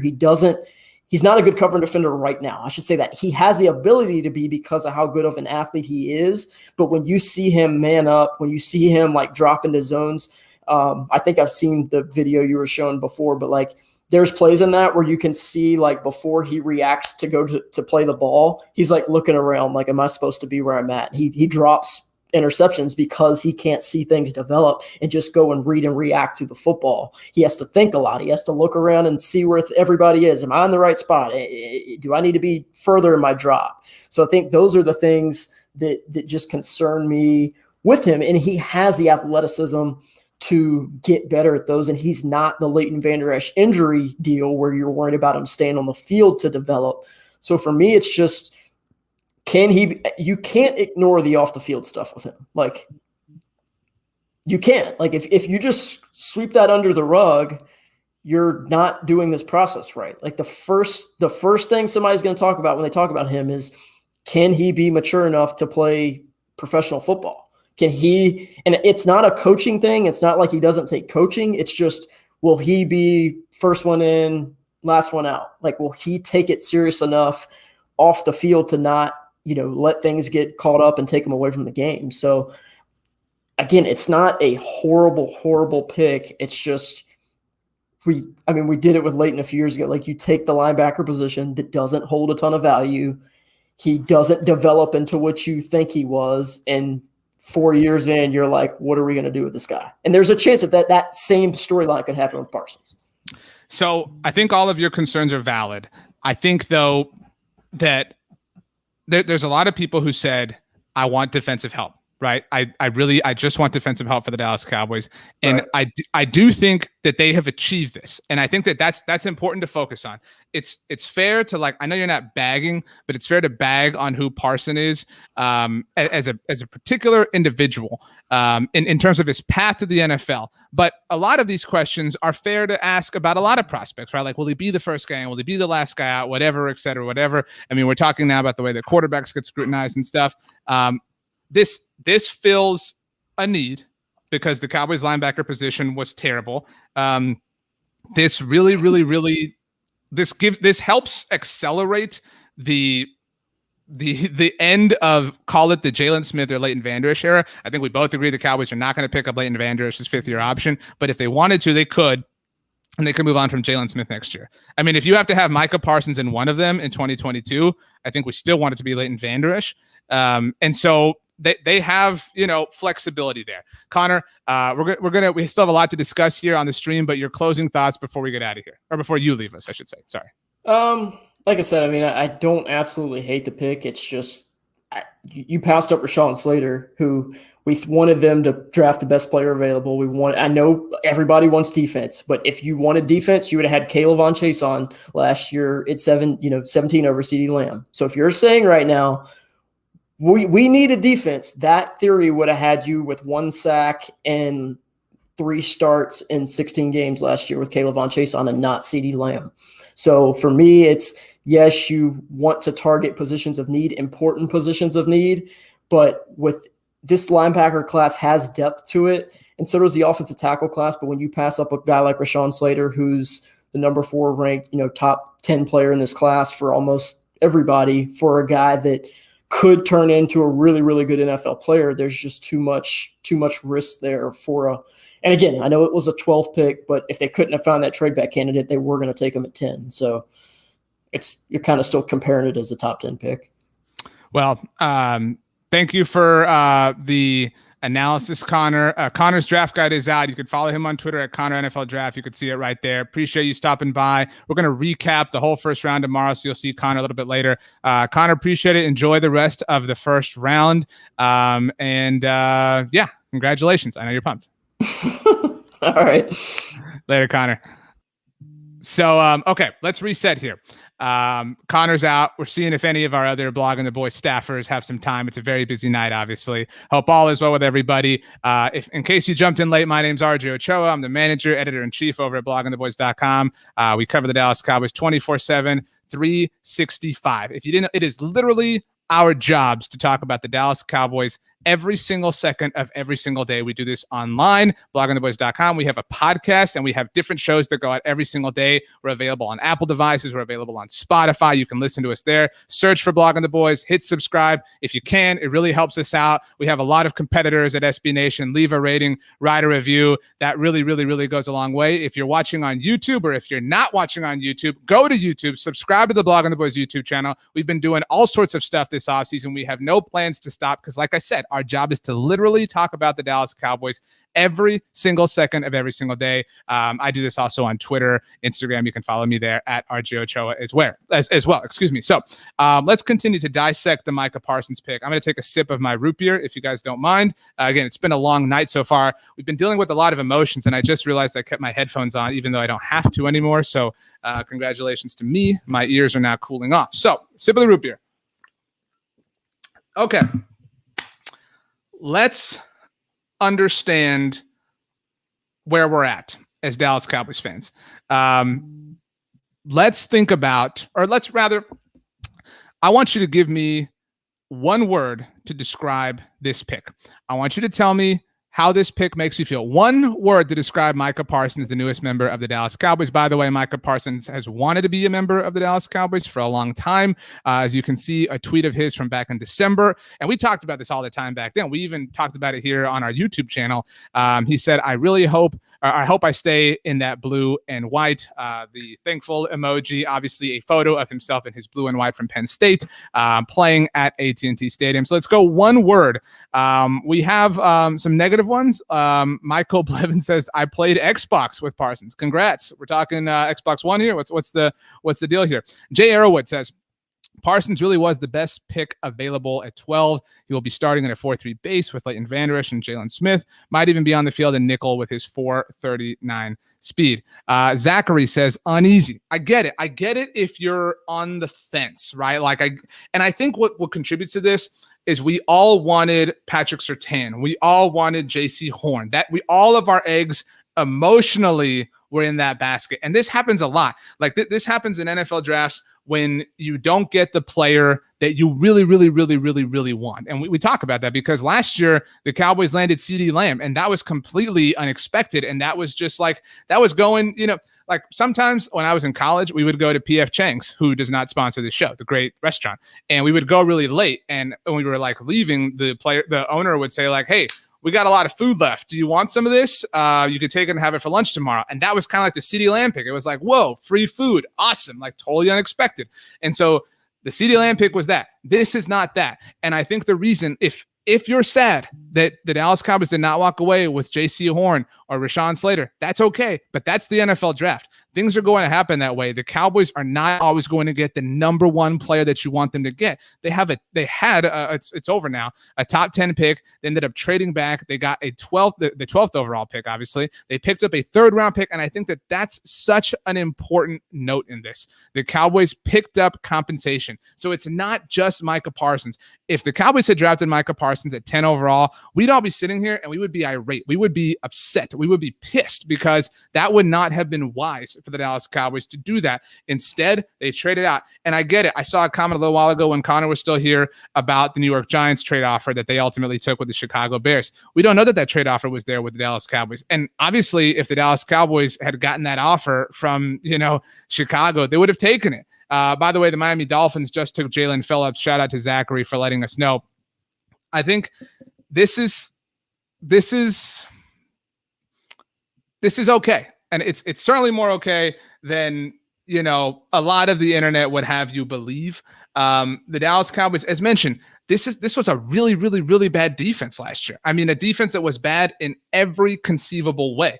And ultimately, the Dallas Cowboys are a better defense tonight. And that's the goal, right? The goal is make yourself better on defense. Let's get our first round board back up there here for you now.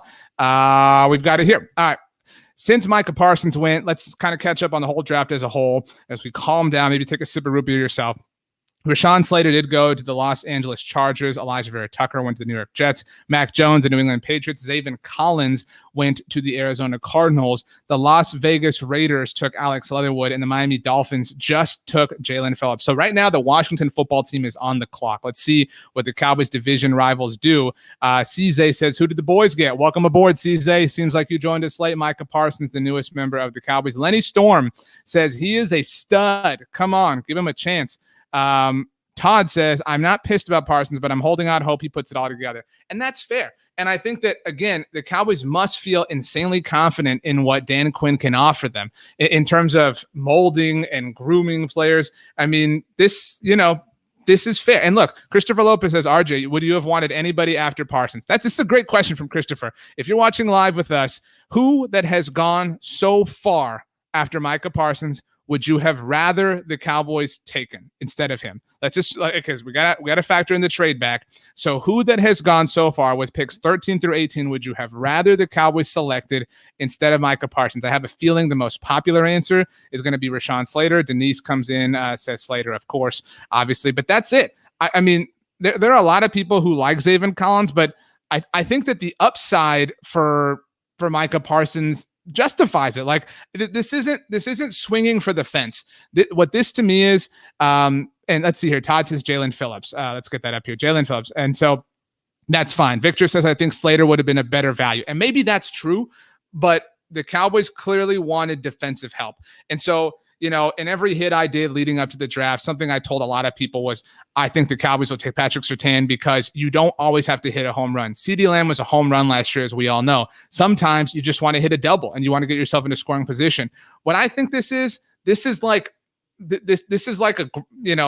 a double and you rounded second, right? And you got like halfway to third and you checked up. That's what this is to me, because it does represent there's some promise, there's some potential. See, Opera Doc says Farley. I would not have rather the Cowboys taken Caleb Farley. I would not have rather that happen. There was a lot of question marks medically on Caleb Farley, and the Cowboys specifically said in their pre-draft press conference that they ultimately did not want to take a chance on any medical players, that was the biggest shortcoming. Braden says Slater, but I admit if they'd taken anyone else, they would have been roasted nationally. Parsons was mocked to go at 9 in tons of drafts. I don't like first-round linebackers, but the value is there. It's a great point from Braden. Congratulations, Braden, one of the candidates for tonight's MVP here on the live show. Yeah, I mean, there were a lot of people who thought that the Denver Broncos were going to take Micah Parsons, and ultimately they didn't. Ultimately, the Broncos themselves were the team that took Patrick Surtain. I mean, it is what it is. But this is okay, and I think that needs to be said, that this is okay. In fact, it's good. I think this is good. And I know that, let's see here. We've got ESPN's Todd Archer, one of the best on the Cowboys beat, tweeting, the selection of Micah Parsons raises even more questions about Leighton Vander Esch's future with the Cowboys. The team has until Monday to pick up his $9.1 million fifth-year option for 2022. Jalen Smith's $7.2 million base salary is guaranteed, and his $9.2 million is guaranteed for injury. So, look, we know that the Cowboys are not going to be picking up Leighton Vander Esch's fifth-year option. Or rather, it's more probable than not, I would say. I don't think it's like a lock that they're not going to pick up his fifth-year option, but I feel very confident that they are not going to. And so, all that being said, I mean, the Cowboys have addressed the future of the linebacker position. And let's think about this here. We put the state of the linebackers up. Let's look at the linebackers one time here as we kind of examine the Cowboys position groups. Cowboys linebacker depth is shaky at best. Francis Bernard, friend of the show. We had him on the show a little while ago. You can scroll back in our feed on our YouTube channel and go watch our interview with him. He said he's focusing on special teams this year. And as awesome as that is, that's not defense. Luke Gifford, awesome player, great person. We've interviewed him before too, but not somebody you can rely on defensively. Azur Kamara, nothing to rely on there defensively. Keanu Neal, we'll see. We're very hopeful. And remember, Mike McCarthy, said on Tuesday in the team's pre-draft press conference that they wanted to focus on speed. The Cowboys have kind of gotten that in Keanu Neal and certainly in Micah Parsons. They don't have it in Jalen Smith or in Leighton Vander Esch. So let's take a look. Again, I want to look at all of the defense here. Let's look at the defensive ends on the Dallas Cowboys roster at the moment. Again, we're only through the first, let's see, actually, before we talk about this, let's react live. Let's hold hands. Everybody hold hands right now. Washington's pick is in. Hold hands. Feel like the toys in Toy Story 3 going down the trash compactor thing. The Washington football team has taken linebacker Jamin Davis out of Kentucky. So the Washington football team walking away with a linebacker as well. I think the fear that we all had was obviously that they were going to ultimately pick or walk away with Justin Fields somehow, some way. Chicago jumped up from 20 to make sure that they got Justin Fields. Shout out to Andy Dalton, of course. Now who knows what that situation is. But so I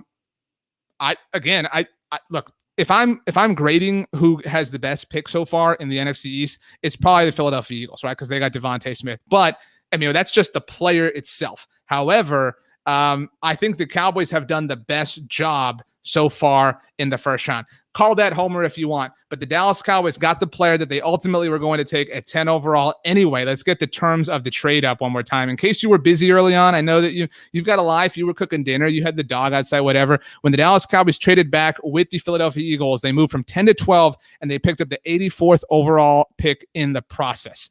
And so that's what's important here. The Eagles had to give up a third-round pick to get the player that they wanted. The Cowboys still got the player that they wanted and picked up extra draft capital in the process.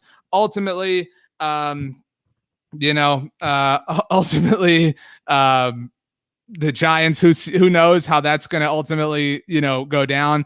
But still, it is what it is. So let's take a look at the overall state of the Cowboys defense. In fact, actually, let's do this first. Cowboys defense. Let's look at defensive ends. Bradley and I. Play him. Cowboys, play Bradley and I. Quit not playing him. We hate that you don't play him.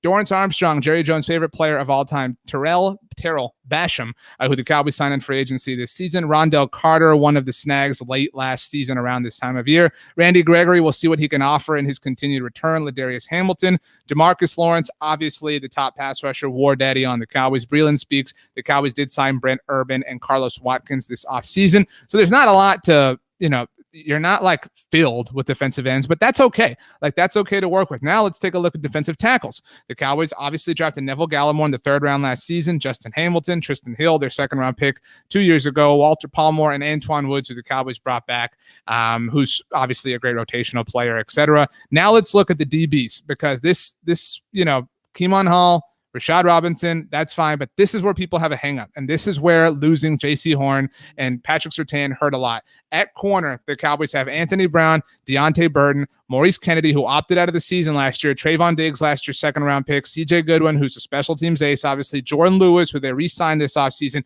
Reggie Robinson II, play him too, Cowboys, and Savion Smith, who also opted out of the year last year. So that's as we get our full draft board up for you now. I want to ask you a question if you're watching along live with us, and I'll get this off before we get to grading the Micah Parsons pick. Prior to tonight, rewind the clock. I don't know what it was, like an hour and a half. Rewind the clock about an hour and a half. What position group were you most terrified about defensively? You got the defensive line, so we'll call it everything together. The defensive line, we just went through all the players on here. So we've got the front of the Cowboys defense, the defensive line. We've got the linebackers, the middle, the heart of the Cowboys defense, and then we've got the secondary. Which part of it gave you the most pause? Which part of it were you losing sleep about every single night? You don't lose sleep. I know you're calm, you're cool, you're collected. There's nothing making you lose sleep. We've got, everybody says secondary so far, and I get that. But let me try to sell you here. All right. As we let's get the full draft board up here, by the way. We've got Washington's pick updated for you. The New York Giants now on the clock. We'll see what they ultimately do. I think you can make a case that of the Cowboys, if we had to make a starting 11 about an hour and a half ago, like we said, that the worst starter on defense for the Cowboys, there's a case that it was Jalen Smith, right? There's certainly a case. I think of your starting 11, maybe 4 of your top 4 starters, and I don't mean that Leighton Vander Esch is among the bad ones. Like Leighton Vander Esch Leighton Vander Esch is still more talented than Jalen Smith is. He's just not reliable, and he's certainly dipped in production as well. But I mean, your biggest question marks arguably are at linebacker. And I'm not telling you feel pumped about Jordan Lewis, feel pumped about Anthony Brown. What I'm telling you is that I know what I'm going to get from Jordan Lewis, and I know what I'm going to get from Anthony Brown. I have no clue what I'm going to get from Jalen Smith. I have no clue what I'm going to get from Leighton Vander Esch. Those are two just gigantic, mysteries to me. And so, yeah, it sucks. I would have rather, and I think you would have rather had Patrick Surtain or J.C. Horn as well. But guess what? They were gone, and we can't do anything about that. They were gone. And so I do think that when you look at how the Cowboys pivoted, shout out to Ross Geller. People tell me I look like Ross Geller all the time. Different the subject. But when you look at it through that lens, the fact that they were gone. So, okay, what are you going to do? What are you going to do now that these players are gone? I think that they salvaged something, understandable. I think they salvaged something that we can feel at peace about. I think that not only did they take a player that makes sense, but I think that they ultimately still got great value in that they picked up another 3rd-round pick. The Cowboys have 3 3rd-round picks.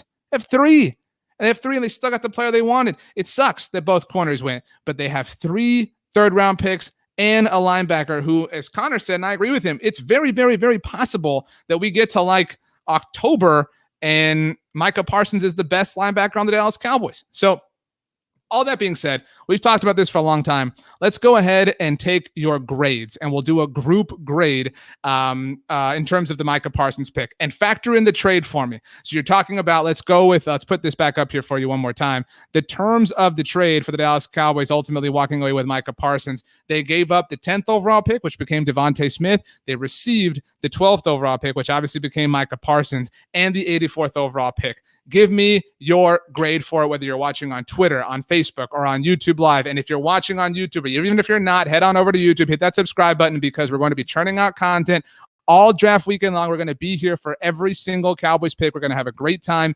Todd Cook says B. I think you can live with a B. And I think you can especially live with a B if your top 2 options got sniped out from you. Zachary Maldonado says A-. I agree with that. We've got G. Where I saw G right now a moment. G Bizzle says A. Faulkner says A. Muhammad says B, but only because of the extra pick. And that's fine. That's a part of it. Like, you can't make that not a part of it. The New York Giants pick is in. Todd says B+ with the trade. Aubrey, who vlogs apparently, says A. Jay Arrowwood says, I think the linebackers, when healthy, could arguably the best in the division. I disagree with that. Oh my gosh, the New York Giants took Kadarius Toney, the wide receiver out of Florida, Kyle Pitts' old teammate. We'll get to that in a moment. Forever DC says A. We've got Miguel says A. Bassy says A-. Jay Arrowwood says A-. Braden says A. Scooter says A grade if the trade and no cornerbacks available are calculated. You have to calculate it. You can't say, well, I would have rather had Patrick Surtain. That's cool. You couldn't have. Like, you're probably going to have a friend, whether it's you, Scooter, or anybody else, tonight when you're laying in bed and someone's texting you, or tomorrow, whether you're at work or you're blowing work off because it's draft season and you have to make sure you're up to date on all the latest Micah Parsons stuff, you're going to have a friend or a family member or somebody who says, yeah, that's a bad pick because you should have gotten Patrick Surtain. That's impossible. They couldn't have gotten Patrick Surtain. They couldn't have gotten J.C. Horn. So I think when you factor in all of the facts that this truly, totally, absolutely I'm not going to go all the way to A. I'll give it a B. I do think that I will give it a B, and B plus. But I think this is a really solid pick, and you would love every pick to be an A, right? Like that is certainly the case. This player has question marks from a character perspective. We cannot deny that. That's a very, very, absolute objective data point. But he has a lot of potential. He has a lot of athleticism. He fills a position of need. He not only fills a position of need, he fills a position of need where you have some really sunk costs in Leighton Vander Esch and Jalen Smith. And so I do think that this is a B. John Bailey says, when giving this grade, you have to consider the off-the-field problems he had, no better than a C-. Clearly, the Dallas Cowboys believe in Micah Parsons. Clearly, they believe that everything is going to be okay there. Braden says, it's a great question. If you could have traded with Carolina for Horn or Surtain, you would likely have given up your second-round pick. Oh, Braden, seriously, MVP of the night right here. Braden, shout out to you. Would you rather, everybody let's answer Braden's question because he is the man. Would you rather have Surtain, no second-round pick, the 44th overall pick, and 2/3, or Parsons, your second-round pick, the 44th overall pick, and 3/3? That's a great point. You think about the Cowboys after Parsons still have 4 picks in the top 100 that are left, versus if they traded up for Patrick Surtain or JC Horn, whatever you want to call it, they would only have 2 of them. And so those are a lot of players. The Cowboys have a lot of holes. They have a lot of things to address. They still have to address corner. They still have to address offensive tackle. Maybe, it's going to be very interesting to see how this shakes out. We now know that Kadarius Toney has gone to the New York Giants. Maybe the Cowboys do still ultimately, draft Caleb Farley. That's a real long hypothetical. Christopher says, thank you, Braden. So everybody, Braden is tonight's MVP. Shout out to him. So obviously, we have not gotten a chance to listen to this yet, but Jeff Kavanaugh from 105.3 The Fan, who has been part of the Cowboys draft coverage, tweeted this out right now on Twitter at JC1053. Micah Parsons tells us he's not even close to his ceiling, mentions how he's never had the opportunity to just learn one position in his career and has only been an off-the-ball linebacker for 2 years. This is a great point. Let's get Micah Parsons' information back up here for those of you that missed it earlier. Shout out again to Braden for taking care of us with some simple logic. Micah Parsons grew up in Harrisburg, Pennsylvania. Look at me. Congratulations. I can read.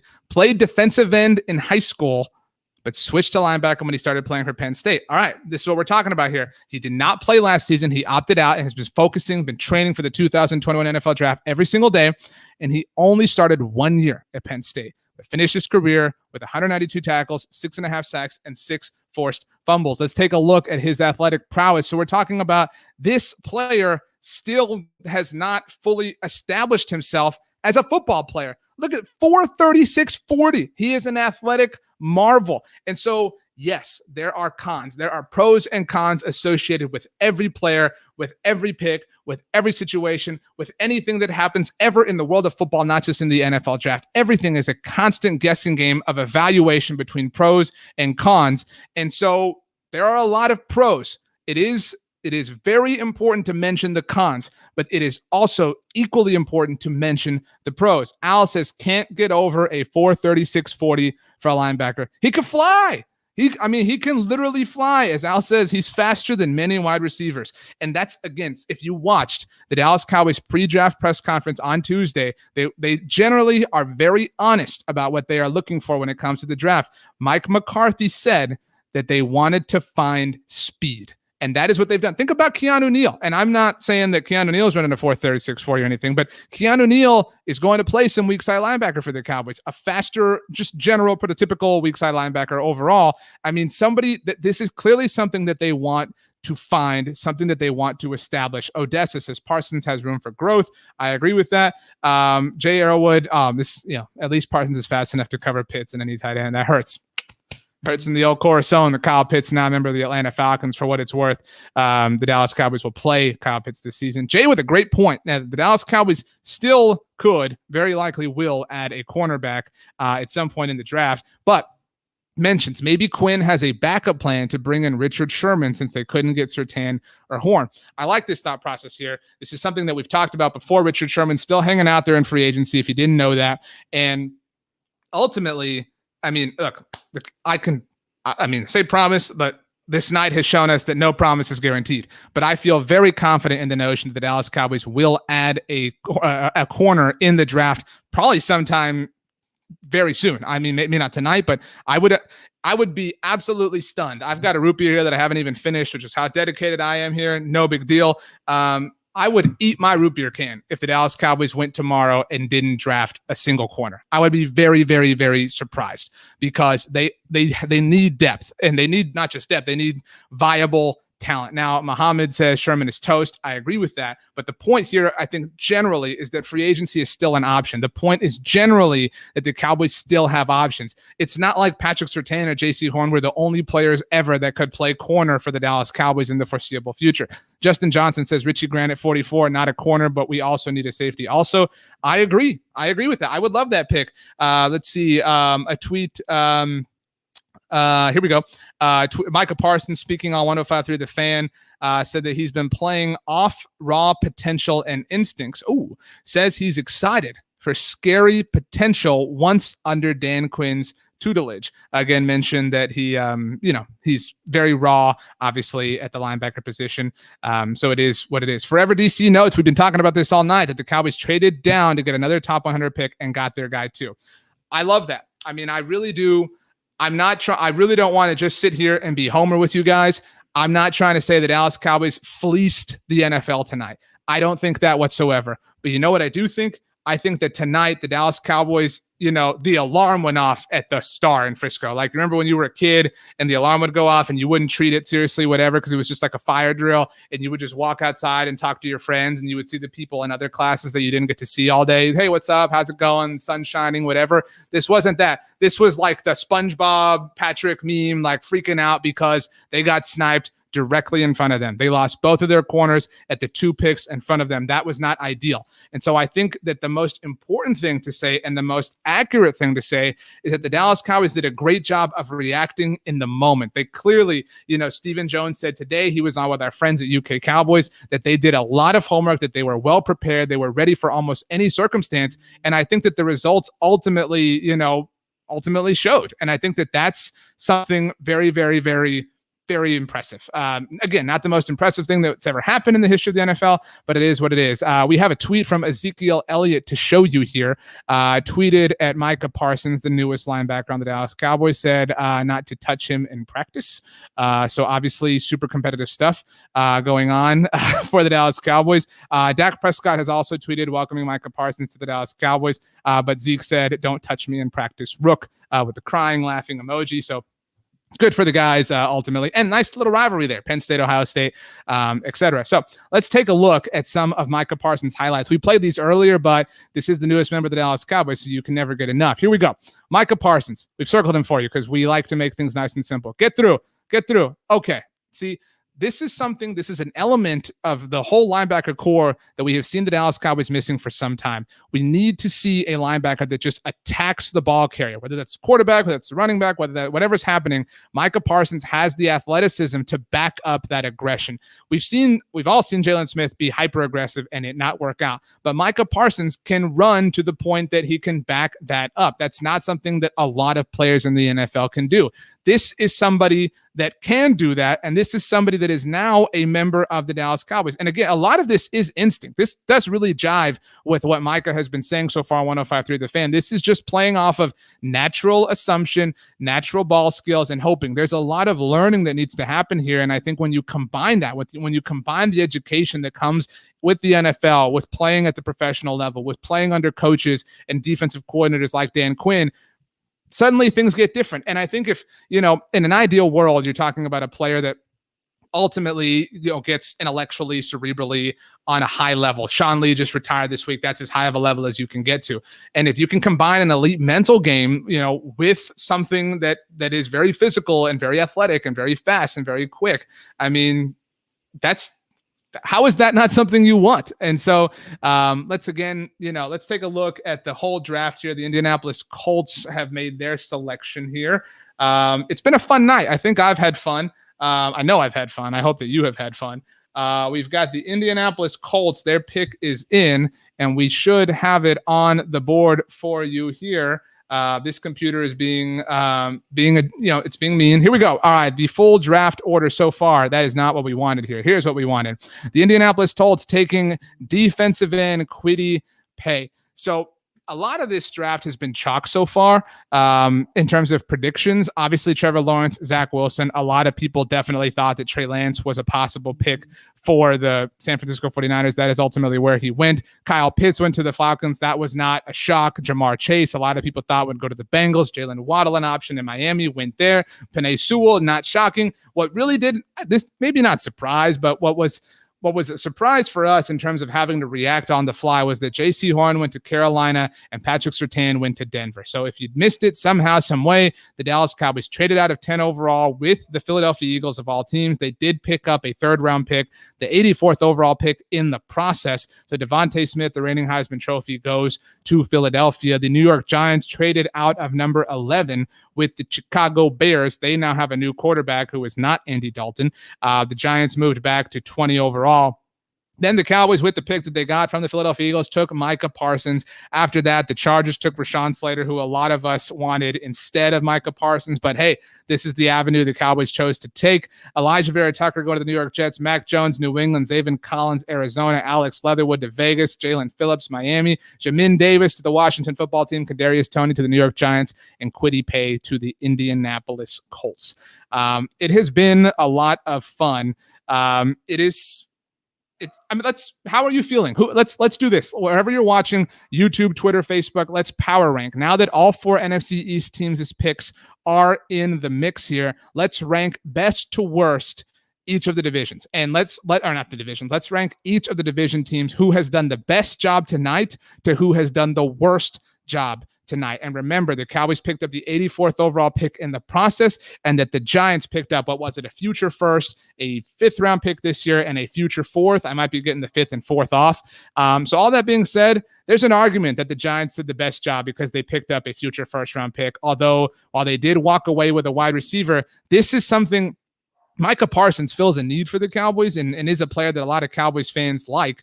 But was, I have to imagine, the top linebacker on their board. Kadarius Toney, there's no way he was top wide receiver on the Giants board. But again, the compensation definitely makes it worth it. I think the Giants clearly have had the best night of any team in the division. I would put the Cowboys right behind them, honestly, because the Cowboys picked up a 3rd round pick. They kept Devontae Smith away from the New York Giants, which is a win in and of itself. And they sent him to Philadelphia, which is banishment as far as the NFL is concerned. Ultimately, after that, I think Washington's probably 3rd. Just because Philly is in such a bad place overall. I think that Washington walked away with a solid, another linebacker. That defense just continues to get better in Davis. And yeah, Philly walked away with Devontae Smith, but they still have a huge question at quarterback. And you know what we should honestly be hoping for as Cowboys fans? I don't know if you can hear my dog barking. He is pissed in the background, so don't worry. But his name is Bear. He makes appearances on our shows all the time because he's not a good boy sometimes. He's always a good boy, but you know how it is. Anyway, his name is Bear, and it would be hilarious. And I mean like capital H hilarious if Justin Fields was a baller. All right. If Justin Fields was just incredible, because that would mean that the Eagles passed on the potential quarterback of the future for them, and that they did it by jumping up with the Dallas Cowboys. That would be awesome. And it would be awesome because, he also, he also was taken with the pick that belonged to the New York Giants. So we've got a consensus, I think, here. Everybody believes that the Giants had the best overall night. Let's see. We've got Forever DC says the Giants trade was better, but that took them all the way back to 20 for Toney. Not a fan of Toney. Parsons' pick was better. Let's see here. We're working on getting some BTB staffers on with us. We're working here, we're manning the phones ourselves here. There's a lot going on here, trying to get some BTBers. We're having a great time here. We hope you're having a great time joining us. It's been a lot of fun here. If you're new around here, this is something that we do often. Let's see. I think Tony Catalina, one of our newer riders, is set to join us. Here we go. Let's see. We're getting Tony the invitation. And you know what's been fun about this? All this has happened live. We have held nothing back. We have learned a lot together, all of us, you and me here tonight. Let's see. Tony has the invitation. Let's get the headphones on. Let's see. Micah Parsons on 105.3 The Fan. It's according to Twitter. on his playing style, I would say fast, physical, and instinctual, high IQ football. On the difficulty of opting out last season, which he did, says, I wanted to compete. I wanted to get after it. I wanted to get on the field. Now I have a great chance to do that. Tony Catalina on his way to help us see, let's get another perspective here on Micah Parsons. Tony is on the way. Sometimes you know how it goes. Traveling over the internet can take a couple times. Sometimes the speed limit is 30 miles an hour. Sometimes it's 60 miles an hour, etc. Sean Green says, put a package together and move up to get the Satay or Farley safety. I think that's safety or Farley. I don't know that I want to take Caleb Farley at this point, because the Cowboys have already, not that Micah Parsons is a question mark, but they've already taken a player with some level of wonder. We've got a tweet here. Sorry, a comment here. People saying, thank you, Zachary Maldonado. The Tennessee Titans just took Caleb Farley. So this is not an option, obviously, for the Dallas Cowboys anymore. And honestly, this is a good thing. I'm happy for Caleb Farley. He's a great player. Certainly somebody that can ultimately be a great player in the NFL. But I don't think that we want the Dallas Cowboys to be the team that is trying to figure that out. And again, Micah Parsons is not a question mark. He has some concerns. He's far from just like a home run of a prospect. But so that being said, I don't think that Caleb Farley would have been an option for this team because of the position they're in already. Micah Parsons, if you care about this, I know I do, told 105.3 The Fan that he wants to wear number 11. You will recall that the NFL relaxed the rules when it comes to jerseys in the National Football League. Now linebackers can wear numbers in the single digits if they choose. They can wear numbers all the way up, I think, from 1 through like 59, something like that. And so he could wear 11 if he wanted to. I am against this personally. I like linebackers in classic numbers, but obviously Cedric Wilson wears 11 for the Dallas Cowboys. So we'll see if Micah Parsons is able to pry it away from him. Let's get Damon's by the way, Forever DC says Cole Beasley's old number. Yes, of course. Damon Rojo says, any chance of Dallas trading up for Farley or Moehrig? Well, considering that Caleb Farley's gone, I don't think so. Trayvon Moehrig has been mocked a lot to the Jacksonville Jaguars. We'll see if he goes here in a few picks, but ultimately, I mean, it's possible. I don't think it's impossible by any means, but right now, the Cowboys have to be, this is important, they have to be in love to trade out, because the Cowboys now, they have 3 third-round picks, and granted, they do have a lot of capital. They do not need to trade up just for the sake of trading up. We've talked, Richie Grant's still out there, and you want to trade up if you feel like you're about to lose out. And so I don't think there's any reason to assume or to do for the Cowboys to right now panic on the safety front. Let's see where Tony is. He's on his way. He told me he was on his way, but you know how it is. Maybe he stopped to get something to drink. Maybe he stopped and got, a root beer of his own. Dallas Cowboys Central News says 4 picks still in the top 100. That's right. By trading back with the Philadelphia Eagles, the Dallas Cowboys, who entered the draft tonight with 4 picks in the top 100, they moved back 2 spots in the first round and still picked up another one. Obviously, a lot of people have talked about Holland. Todd notes that Quinn went to his pro day. If he's there at 44, he's the pick. That's a great point too. And that really is the point, that the Cowboys are going to have an option at 44 that they like. And if they feel or they sense like they don't, if things are going on tonight or tomorrow morning where they feel a sense of panic and they want to trade up early tomorrow, I mean, they now have more than enough capital to do so. They already had a lot of capital to begin with, but they really, really, really could ultimately move on. Let's see. Let's check Twitter. A tweet from Michael Gelkin, who covers the Cowboys for the Dallas Morning News. Again, Micah Parsons having his interview on 105.3 The Fan. New Cowboys linebacker Micah Parsons said he was surprised when the star showed up on his phone with Dallas on the clock. His full reaction, oh my God. I said, don't play with me like that. Yeah, that would be nuts if you get a call that was from the star. That's weird. But hey, it all worked out. Let's see here. Oh my gosh, it's Ted. Oh my gosh, it's Ted. Keeping my eyes on Greg Newsome II or Asante Samuel Jr. Either would be a good pick. I agree. John Lawrence says it's a good pick. Al says the Eagles wanted Parsons. The Eagles got the player they wanted, clearly. By the way, can the star be identified on your phone? Like, I thought, isn't it generally like the city that shows up when somebody calls you? Like, I can't believe the star shows up. That's an interesting interesting situation to say the least. I believe Tony is coming. I've been promising him. Let's see. Jay says they could move up. They still have Stokes, Asante Samuel Jr., or my boy Javon Holland, as we noted. We can get at 44. There are options, and that's the thing. We're nowhere near the point of needing to panic for the Cowboys. They got one of the players they wanted. They did not get one of the best players, clearly, that a lot of people wanted in one of the corners, but that didn't happen. And I thought, we had a great point earlier in that the Cowboys could have traded up, but they would have lost out on 2 picks that they now have in the top 100. Zachary says he might have had the phone number saved as the star. Touche. It is a fair point. Ray says trade up for Moring now. Why? Why do you want to trade up? I mean, there's no reason to panic right now for the Cowboys. In fact, if they had panicked, they would not have pulled off what they did. And again, I'm not trying to lie to you and tell you the Cowboys pulled off the greatest heist in NFL draft history. But the Cowboys, at the time of when they first went on the clock at 10 overall, they got the player they wanted. They clearly wanted Micah Parsons when they were sitting there at 10. They still got that player, and they picked up extra draft capital in the process. So why should they freak out? Why should they freak out now and say, well, let's go get a safety? Why? It's the first round.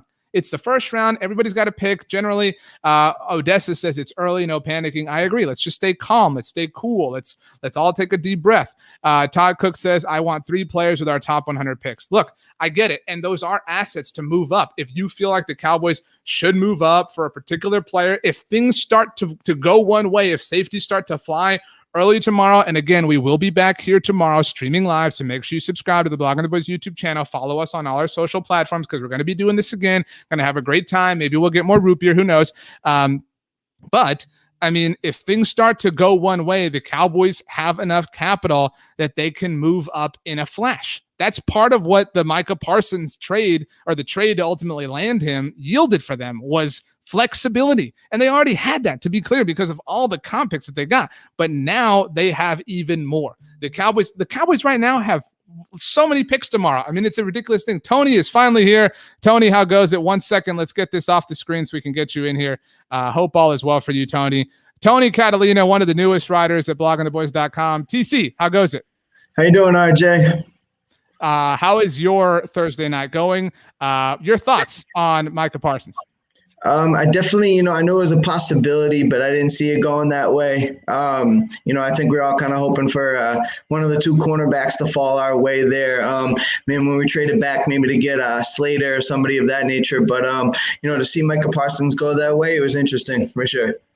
It's something that I think a lot of people are making peace with. Muhammad, by the way, says that you are wearing Eagles colors. So, it is what it is. But he does have a Dallas Cowboys hat on for those of you that are watching.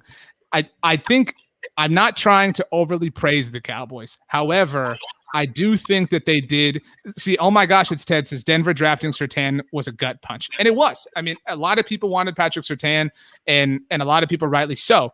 But I think the Cowboys did a great job of pivoting in the moment, not panicking. They still ultimately picked up extra draft capital, and at that moment in time, got the player that they wanted. I mean, without a doubt. I mean, you look at it, right, and you're kind of thinking like, okay, the first few picks, you're kind of saying, maybe this is falling the way of the Cowboys. Everything seemed to look like it was going right. And then those picks that we kind of had, is it going to go one way or the other? The domino started falling against the Cowboys. So it was interesting to see how it felt like that. How are you feeling now that it's been about an hour since? Are you upset? Are you indifferent? Are you optimistic? Are you pessimistic? How are you if you had to describe your emotions? To be honest, I like the pick now. I see how you kind of give it some thought, kind of look at it, and just kind of look at the scouting report. And if you kind of look at some of the scouts, they feel like he's a plug and play kind of guy for us. And we kind of don't know. I mean, they haven't picked up the 5th-year option on Leighton Vander Esch. So we don't know how that's going to affect that Leighton moving forward. And you kind of see rumblings that he may be playing Mike linebacker for us. So you wonder how, if he could use his raw ability, like he even said on the radio broadcast after being drafted, that he was just going on, raw ability. And, if you can get in there and Dan Quinn can mold him a little bit, I think it can be an exciting pick. Yeah, I think this pick represents a lot of promise. This pick represents a lot of hope. Al says, in all caps, by the way, Parsons can play 2 linebacker positions with that speed and physicality better than injury-prone linebackers. And that's the thing. Like, this is a linebacker group that is headlined by 2 dudes who cannot stay healthy, who can't, and Jalen can stay healthy, I suppose, but cannot stay to a viable, sustainable place, that they're not reliable. And I made the point, I'll actually ask you the question. We were talking about it here in the live chat. If you rewound about 2 hours, what portion of the defense were you less confident in? The linebackers or the secondary as a whole? For me personally, I was really nervous with the cornerback position. I was sitting there thinking, okay, if we can get Surtain, if we can get Horn and put them together with Trayvon Diggs, we might be able to cook something there. And, and for me, it was, I think I put all my eggs in a basket to take a cornerback. And, it's still possible at 44. I love a 5'2" Melifonwu. I think he would be a solid pick for us at 44. I just didn't see it going that way, especially the way the board looked early on. I thought, this might play right into our hand and we might be able to get the guy we were looking for all along. I mean, I don't believe that and I'm not saying you're saying this, but I don't believe that their number one plan was to walk away with Micah Parsons. By the way, the Pittsburgh Steelers pick is in. Is it Najee Harris? Like a lot of people have been speculating. It is the running back from Alabama now going to Pittsburgh, one of the most obvious picks throughout the whole draft. But it's clear that if the Cowboys had their way, I think they walk away with one of the corners. But that this is the draft sometimes. Like we saw the opposite end of the spectrum last year when CeeDee Lamb fell, and it's not like that every year. You don't always get a board that just is like plentiful for the taking. And honestly, things started off really strong for the Cowboys. I think in the first 5 picks. In fact, let's throw this up here. We don't have the Najee Harris pickup yet, but I think we had a question about Christian Barmore. He has not been taken yet, but Christian Darrisaw went to the Vikings, and Najee Harris now going to the Pittsburgh Steelers. So actually, let's get this off, and I'll get this refreshed for you. But my point here is, they clearly did not get the player they were probably most hoping for. But I think that when they were on the clock at 10, I think that Parsons was who they wanted. And so that being said, I think that they did get who they wanted with greater value associated with him with, the 84th overall pick. We had a great question earlier that if the Cowboys had wanted to jump Denver or to potentially trade with Denver to land, whether it was Horn or Surtain, they probably have to give up pick 44 to do it.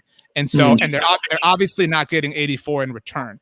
And so you could either have one of the 2 corners take your pick and you don't have a second round pick and you only have 2/3, or you could just accept that this is life sometimes and you get another player who you really like because you're at the top of the draft and there's always really good players there, and you still have 44 and now you have 3 third-round picks. If you want, you can be creative and trade around tomorrow, or you can get 5 top 100 picks to replenish this defense and this team in a number of different ways, because we all know that it needs that. I mean, that's well said. Like you said, life happens. You come in with a plan and, things change for you. I think like most people are figuring, many mock drafts, Surtain, Horn, I think Horn grabbed a lot of he grabbed a lot of the headlines there at the end there, and kind of see it go differently. And not to mince words or anything, Micah Parsons can play football. I think the kid can really fly around, and he's an athlete and he's raw, like he stated himself. And I think you mold him, and I think we have a heck of a linebacker on the team for a few years to come. Now, like you said, you can use 44, and we have a ton of picks within the first 100 that could really help this defense. And early tomorrow, second round, third round, we should be looking into fix that secondary, and I don't think that we should be too upset about that possibility. Yeah, let's see here. We've got a comment from Yator. It says plenty of corners at pick number 44, obviously. Again, and that's, we've had a lot of comments that like, well, the Cowboys should trade up, jump back in, get Trayvon Moehrig, get whoever. But the reality is there are going to be players at 44. We're all going to go to sleep tonight. We're going to wake up and the board is still going to look really enticing. There are going to be a lot of great players available in the second round. And so I think the Cowboys would be smart to just sit and chill. And I think that, again, that That worked for them. Did they walk away with a player that we're all in love with? No, but they walked away with an athletic freak who fills a position of need, and a position of need certainly in the future if they don't pick up Leighton Vander Esch's fifth-year option, like you mentioned, if they do move on from Jalen Smith after this year. And, they have a lot of other picks to play with. Like, the world is not over because they didn't address the cornerback position in the first round of the 2021 NFL draft.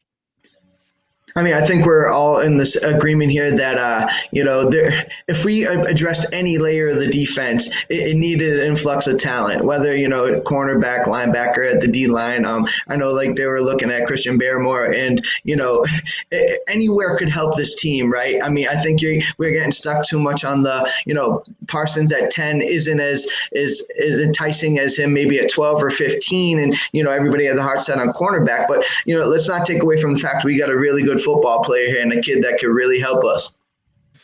I think ultimately this is a win is not the right way to put it.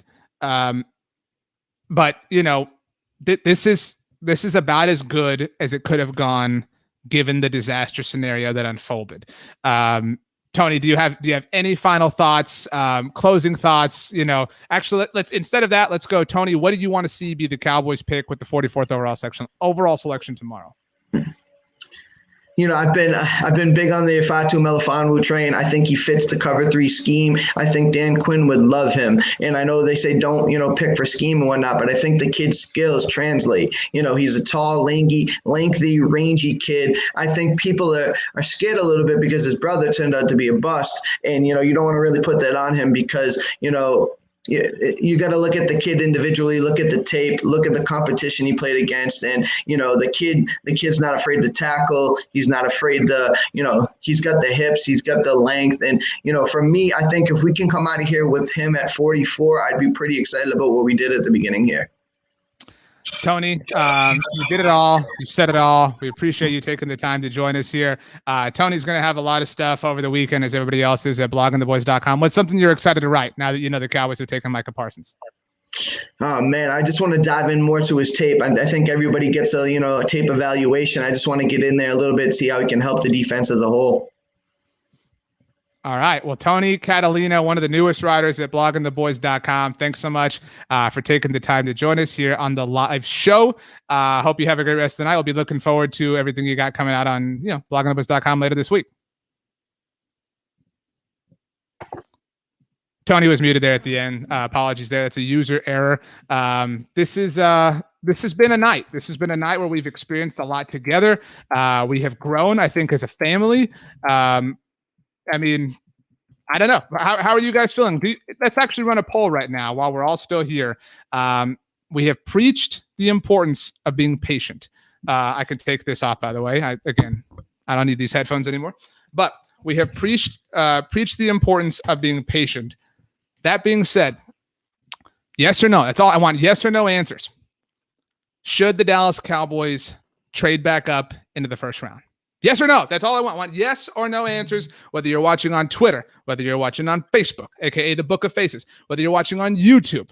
Should the Dallas Cowboys trade up into the first round? We are now, the Jaguars have made the selection with the 25th overall pick. We'll see if this is Trayvon Moehrig, by the way. We've got so far lots of no's. I'm proud of you guys. Lots and lots and lots of no's. Lots of no's. Wow, look at that. Look at everybody. Lots and lots and lots of no's. This is nice.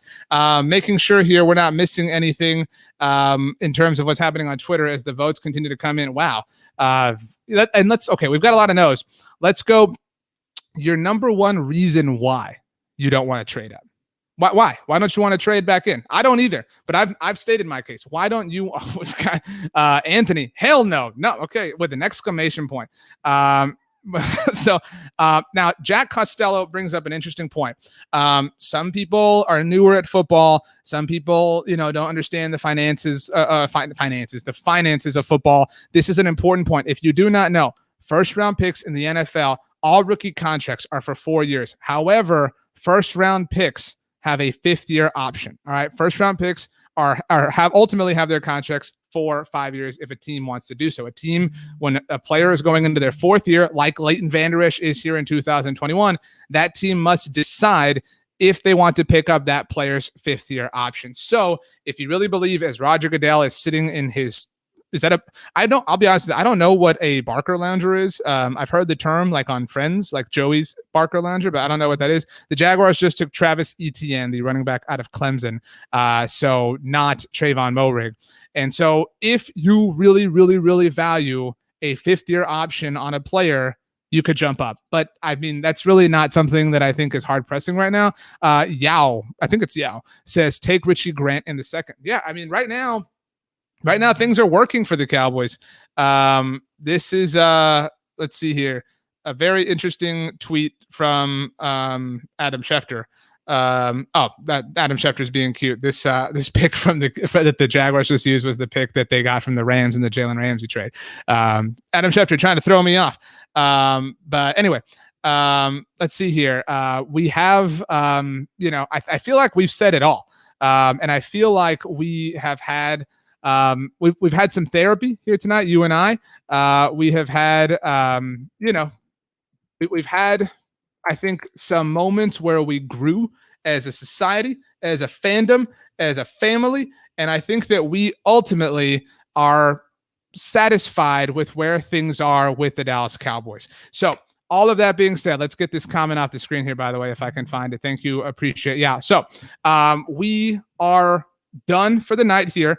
And the reason we are, because I know everybody's wondering if the Cowboys are going to be trading back up into the first round, but ESPN's Todd Archer, who again is one of the best on the Cowboys beat, just tweeted that the Dallas Cowboys are sharing the information about their goodness, it's been a long night. The Cowboys are sharing the information about their post-draft press conference. In case you didn't know, the Cowboys will hold a press conference tonight. They'll discuss everything. They'll likely tell us what they were thinking when it came to the trade and whatnot. And so that means that they are not trading back up into the first round. They would not hold this press conference or get ready to if they were going to trade back into the first round. So they are not, which means we are going to wrap here at Blogging the Boys our live show tonight, the first round of the 2021 NFL Draft. I had a blast tonight, guys. This was so much fun.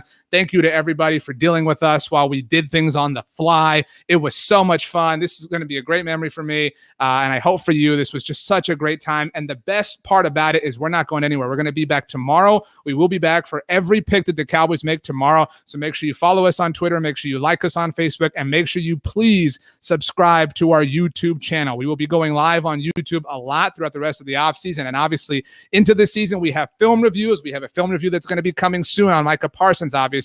So we have a lot of fun stuff happening on our YouTube channel. Go check us out. This conversation that we had for the last 2 hours will also be available on the Blogging the Boys podcast network. We will have a new show up tomorrow as well. Different show. We have a lot of content coming. So make sure if you're a podcast listener, wherever that is, Apple devices, Spotify, search for Blogging the Boys, subscribe there. If you can, it means so much to us. Leave a rating, write a review. That goes a long way at helping us out. I'm RJ Ochoa. I'm the manager, editor-in-chief over at bloggingtheboys.com. I'm so proud of what we did tonight. I had such a blast. And what can I say? I love you all. So with all that being said, we will see you mañana, my friends. I love you all. As always, go Cowboys and peace out.